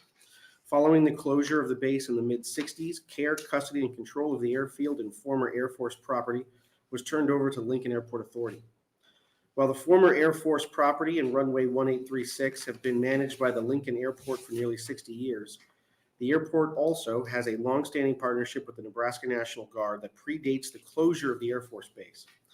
In fact, the Guard began operations at the Lincoln Airport in 1946, a 78-year relationship between the airport and the Guard. As runway 1836 nears 70 years of operation, it has become apparent, with the uptick in the need for increased maintenance and a recent engineering analysis concluding the runway's pavement has reached the end of its useful life, that a complete reconstruction and renovation is necessary to continue operations. This includes the removal of all of the runway pavement and replacement with new concrete, the replacement of the runway lights, and the correction of elevations and grades to modern standards. Because of the unique characteristics of runway 1836 and the strategic partnership between the airport and the Nebraska National Guard, the runway is critical infrastructure that underpins not only the commercial service provided to the public by the Lincoln Airport, but also the mission of the National Guard and support for federal national defense. The runway is unique in that it spans a length of more than 12,000 feet and sits at 200 feet wide. The extraordinary length of the runway permits large military aircraft to take off with heavy loads, allowing for the success of important strategic missions. The airport's proximity to Offutt Air Force Base provides an important backup facility for federal missions when needed. Most notably, the existence of this runway at Lincoln allowed the Air Force to transition operations to Lincoln during the time when major construction and upgrades were taking place at Offutt in recent years. The large size of the runway and the heavy aircraft it serves mean that a reconstruction like the one needed is pricey. An estimate from fall of 2023 puts the price tag at a total of $96 million. Considering the scale of the project and the mission it serves, the airport and its partners have been active in seeking external sources of funding to assist in completing the renovation. Notably, the Federal Aviation Administration and the National Guard Bureau have come up with a little more than 80% of the project funding. The FAA's infrastructure support funds can assist to the tune of about $46 million for the project, and the National Guard has been a proactive partner by helping secure approximately $38 million. Together, these partner sources combine to about $84 million of the $96 million estimated to complete the needed reconstruction. The airport then is faced with an estimated $12 million gap in funding. There are two ways to close the gap. The first is funding through LB 1289. With the state's interest in ensuring that the mission of the National Guard is maintained, I think it appropriate to consider whether the state could aid in completing this work. Indeed, because of the unique length of the runway, failure to complete this project will mean that the mission of the Guard and the support it provides for national defense needs could be jeopardized. Alternatively, if the state is unable or unwilling to assist, the burden will fall on Lincoln taxpayers. The only financing mechanism available to the airport to raise these funds will be to levy a property tax. While the airport has been traditionally conservative in its use of its taxing authority, they will be left with no choice. I'm hopeful that the committee and the state of Nebraska will contribute to this project, as it will have far-ranging impacts for local commercial service and needed strategic national defense infrastructure. Thank you for your consideration. Happy to answer any questions you may have. Are there questions? I had a question. Are you on the airport authority? No, sir. You're not? Where's Andy at? That's an elected position that I believe I would be ineligible to serve on while I'm in this role. Oh, I see. All right. That really doesn't matter. What is going to happen to the Lincoln Airport daily traffic if this is being renovated? Is there a second runway? There is a crossing runway. It's smaller, so the largest consequence would come to the military, the guard traffic. They would do the construction in phases. Obviously, the most disruptive time is when they actually have to do construction around the intersection of the runways itself. But even that being said, there's still a significant amount of runway that could be done previously on the other end of the intersection where a lot of the disruption can be managed. There will be certainly downtimes, but not as much as one might actually think. All right. Senator Erdman? Thank you, Senator Clements. So Senator Bostar, would you agree that not only is the useful life of the runway expired, so as the Lincoln City streets?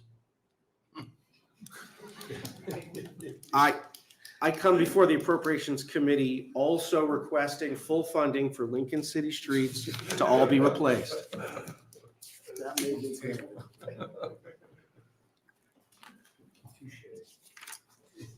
Is Senator Bostar, is this a one-time request? Yes, sir. Is this general fund or cash reserve fund? It's currently written out of cash reserve. All right. I don't think we mind where it comes from. Oh, all right. If the cash reserve transfer to the general fund, then it comes out of there. Senator Dorn? Thank you, Senator Clemens. Thank you for being here. What's the timeline on this, or what years are you requesting this for? There's folks from the airport that'll testify after me that will really be able to articulate the plan. I want to be clear, this runway replacement will happen. It has to happen. It's been made clear to us that the airport cannot continue with the runway in its condition. The issue we have is the FAA is willing to pay for the portion of the runway that's required for service by our civilian traffic.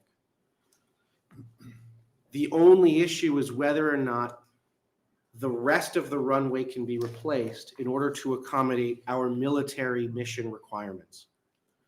And so that's where the Guard has come in, the National Guard Bureau, and put in money, and we have a gap. Obviously, keeping the Guard base operational is critical. We can't shut it down. And if we went with the runway length that the FAA will pay for, that would be it. They'd be done. We would close that Guard base. We can't do that. We won't do that.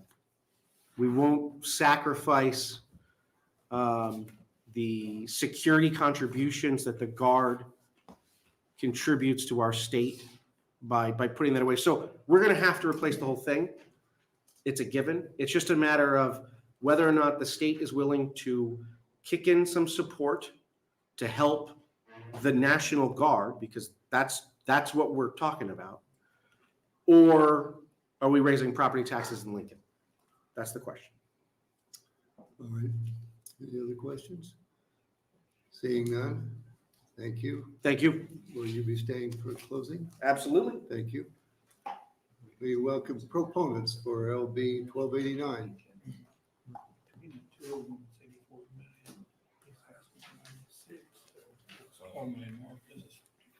Good afternoon. Hello. So good afternoon, Chair Clements, members of the committee. I am David Herring, DAVID HARING. I'm the Executive Director of the Lincoln Airport Authority, and I'm here before you today to testify in support of LB 1289. For decades, users of the Lincoln Airport have benefited from having access to one of the longer runways available for both military and civilian use in the United States. The airport's 12,901-foot runway has all-weather capability, can handle all commercial aircraft in operation today, and allows based and transient military users the ability to maximize payload capabilities without concern for having to add additional fuel stops. Over the last 70-plus years, the military, followed by the Airport Authority, has diligently worked to maintain a safe and operable pavement condition through selective resurfacing, sealing, and when necessary, rehabilitation projects. However, that runway has now reached the end of its useful life and must be fully reconstructed to continue to serve the needs of the airport's current and future users. As the Senator said, the expected cost of this project is approximately $96 million. Now, the airport maintains its critical aeronautical infrastructure through significant participation in the Department of Transportation's Airport Improvement Program, or AIP.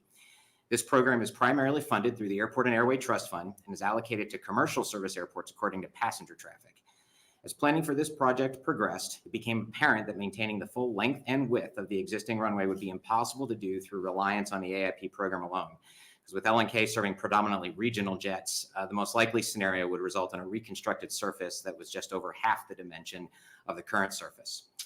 As a result of this realization, the airport reached out to our military partners to convey the potential impact and ascertain the overall impact of both current and future missions in Lincoln. As could be guessed, the impact would be significant, if not catastrophic. Not only would this impact the ability of the Air National Guard to meet current mission objectives, it would restrict or remove the ability of the Guard to attract future missions, such as the KC-46, and likely eliminate L&K as a viable backup facility for other military units, including Offutt Air Force Base. I think it's also important to note that a study from the Nebraska DOT in 2019 showed that all National Guard activity within the state generated an annual economic impact of just under $300 million. With significant leadership from both Senator Bostar in the state and Senator Fisher federally, we successfully reached a dual funding agreement in which the military agreed to contribute resources both now and in the future to protect the existing length of the current runway. Fortunately, even with this partnership in place, the project still has an estimated shortfall of up to $12 million, again, pending full design and construction bids, which are expected to come in about a year. The military is committed a maximum level necessary to protect the critical length for their operations. And as the Senator said, the FAA has indicated that while this project itself does justify a higher dollar value than presently allocated, the resources that they have committed to that represent their historical funding ceiling for similar size projects. At this time, the only option left to the airport to fund the shortfall would be to either pause all capital projects at the airport for 4 to 6 years, bond the difference and assess property taxes to pay the debt service, or some combination thereof. Passage of this bill would open the possibility of additional source of funding for this critical project. I sincerely appreciate the efforts of Senator Bostar to bring this forward, and I appreciate all of your consideration, and I would be happy to answer any questions. Any questions? Senator Lippincott. Sir, the Air National Guard will most likely fly out of a different airport, is that correct, during this time? They would certainly be at reduced capacity. We started talking about that a little bit and what that would incur. They can operate perhaps slightly because the full length of the runway will only be closed during certain times, but it will certainly be at reduced capacity. They could be looking at lighter loads, less fuel, so less less ability on range, but certainly will be at a reduced capacity. I do not know. We've not gotten into the context yet of what that looks like during the course of construction, which will take approximately 2 years. Bentley Airfield just not long ago, they also redid their runways, didn't they? This is almost identical to both of those pavements are fairly close in age. And so basically what Offutt did that resulted in them having to bed down in Lincoln for that period of time is almost identical to what we're going to have to do as far as ripping out the pavement and rebuilding it. So the other two cross runways, that should not really impact civilian flights, correct? Only during intersection work. You would have some intersection work, perhaps it would impact it. The short parallel, it will not impact, but the crosswind, it would. All right. Seeing no other questions, thank you for your testimony. Thank you. Are there additional proponents for LB 1289?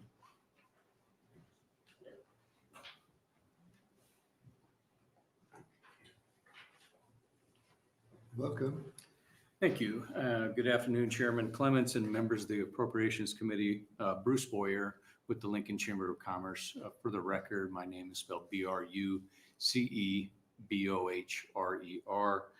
Here on behalf of the Lincoln Chamber of Commerce in support of LB 1289, obviously from Senator Bostar. I want to thank the senator for bringing this and also the director that you just heard from, our airport director, for all the work that they've done. I also want to make sure I get on the record our appreciation for U.S. Senator Deb Fischer and all the work she's done on this project for, 2 years or so. And Congressman Mike Flood, and I'm sure also other members of the delegation pitched in. And it's been, I guess, a trying time to try to go through this. I thought Senator Bostar really laid it out for you very well. We see, obviously, our airport as a very important component of our community. It is not only a hub for business, it's also, as we've heard, National Guard base, it's economic development, it's visitor travel. And the future mission issue is very, very important, not just the current mission. And having this done and done right, we're going to have to find a way to do it. And I would certainly appreciate your support. I would just mention too, I've got a meeting with a few of our staff members with Senator Fisher's staff Friday to talk about this issue. And I know we're going to talk a little bit about future missions as well. I think Senator Lippincott probably knows this better than everybody around the table. The mission for the refueling wing right now has been around for a long time, and that airframe's been around a long time, and it was mentioned, the KC-46 mission.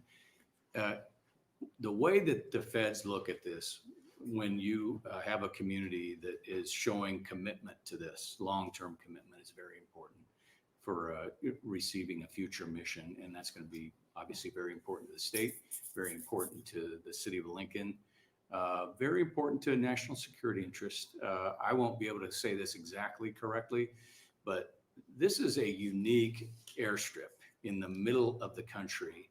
I do know this isn't classified information, but you can load up a very large military plane fully and take off from this airstrip and go to either hemisphere. There are very few airstrips in the country that allow that.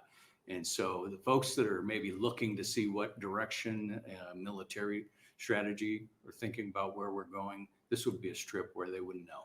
They wouldn't know it in advance. So I hope you'll consider that, and I'd be happy to answer any questions you might have. Any questions?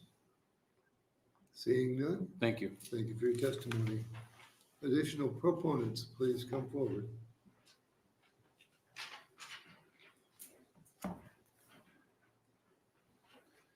Welcome. Good afternoon, Chair Clements, members of the committee. My name is Ryan McIntosh, MCINTOSH, appearing before you today on behalf of the National Guard Association of Nebraska. It's not very often that I get in front of this committee in this capacity. We are the organization that represents all of the commissioned officers and warrant officers of the Nebraska National Guard, both Army and Air, a large number of retirees as well. Our current forces are just shy of 5,000 in Nebraska.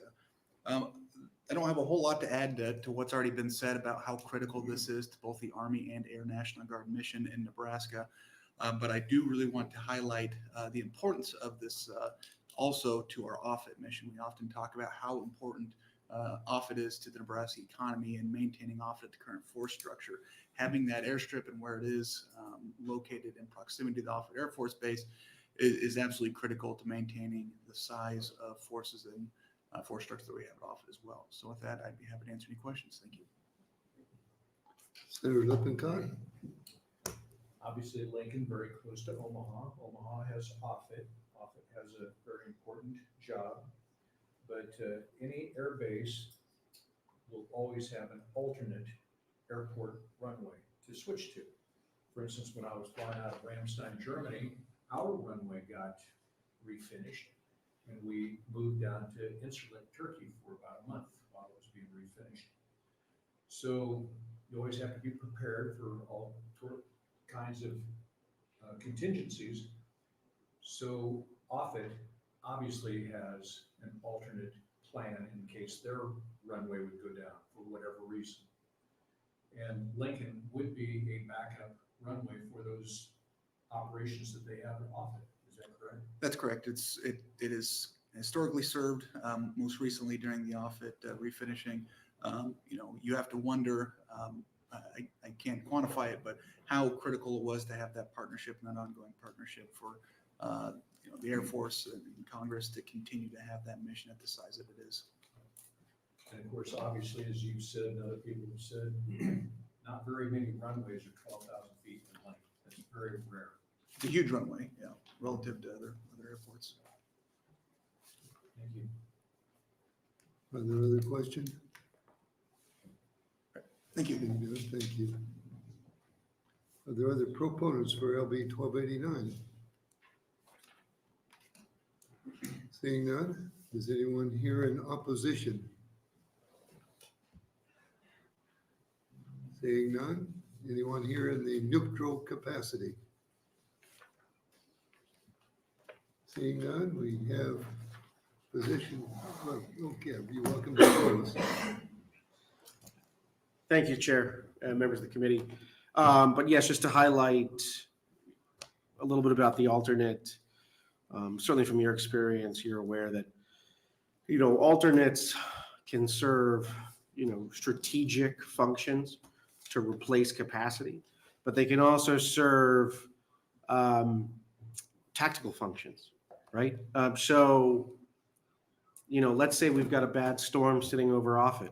You got wind shear, you've got lightning, you got all sorts of stuff happening. The aircraft can hold for a while, but eventually you got to land somewhere. And so having Lincoln right there is really, really valuable because of its proximity.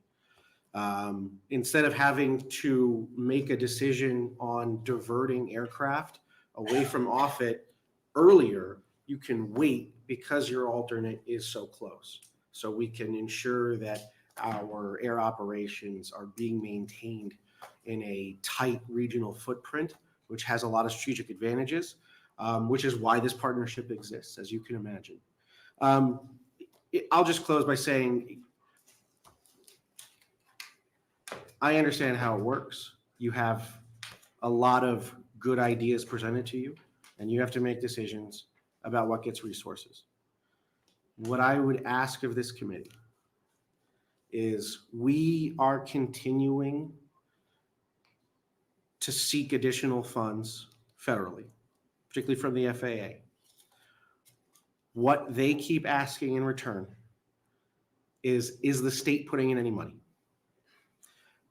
Almost every other state have separate funds for this kind of thing that can get called on in these cases. We do not. So I'm here.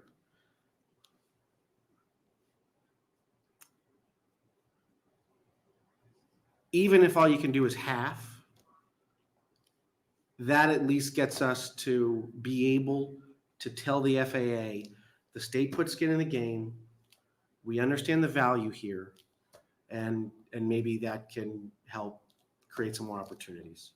I hope you see the value in this project and the necessity for it, and I thank you all for your time. Senator Lippincott? I think this might have been answered already, but this is a fairly short-term project. It doesn't last that long. Correct. Yeah, I flew out of Atlanta, Georgia, in and out of Atlanta for 30 years, and all of those runways were completely redone, I think, twice in those 30 years. Of course, a lot of different variables, used a lot more. But, Georgia doesn't have the cold winters that we have here in Nebraska, which is wear and tear on the concrete. Yes, it is. Yeah, so it's a short project. They move in, get it done, close the runway, finish up the job fairly quickly. And after 70 years, honestly, I think we've gotten good value out of the infrastructure we've had, but it is time to replace it. One other question. The current runway was originally built by the military, is that correct? The runway 1836 was part of the creation of the Lincoln Air Force Base, yes. I thought so. Any other questions? Seeing none, thank you, Senator Bostar. Thank you all very much. We have comments for the record Proponent one, opponent none, neutral none. That concludes the hearing for LD 1289. That concludes our agenda for today. Whoa. Can we have another?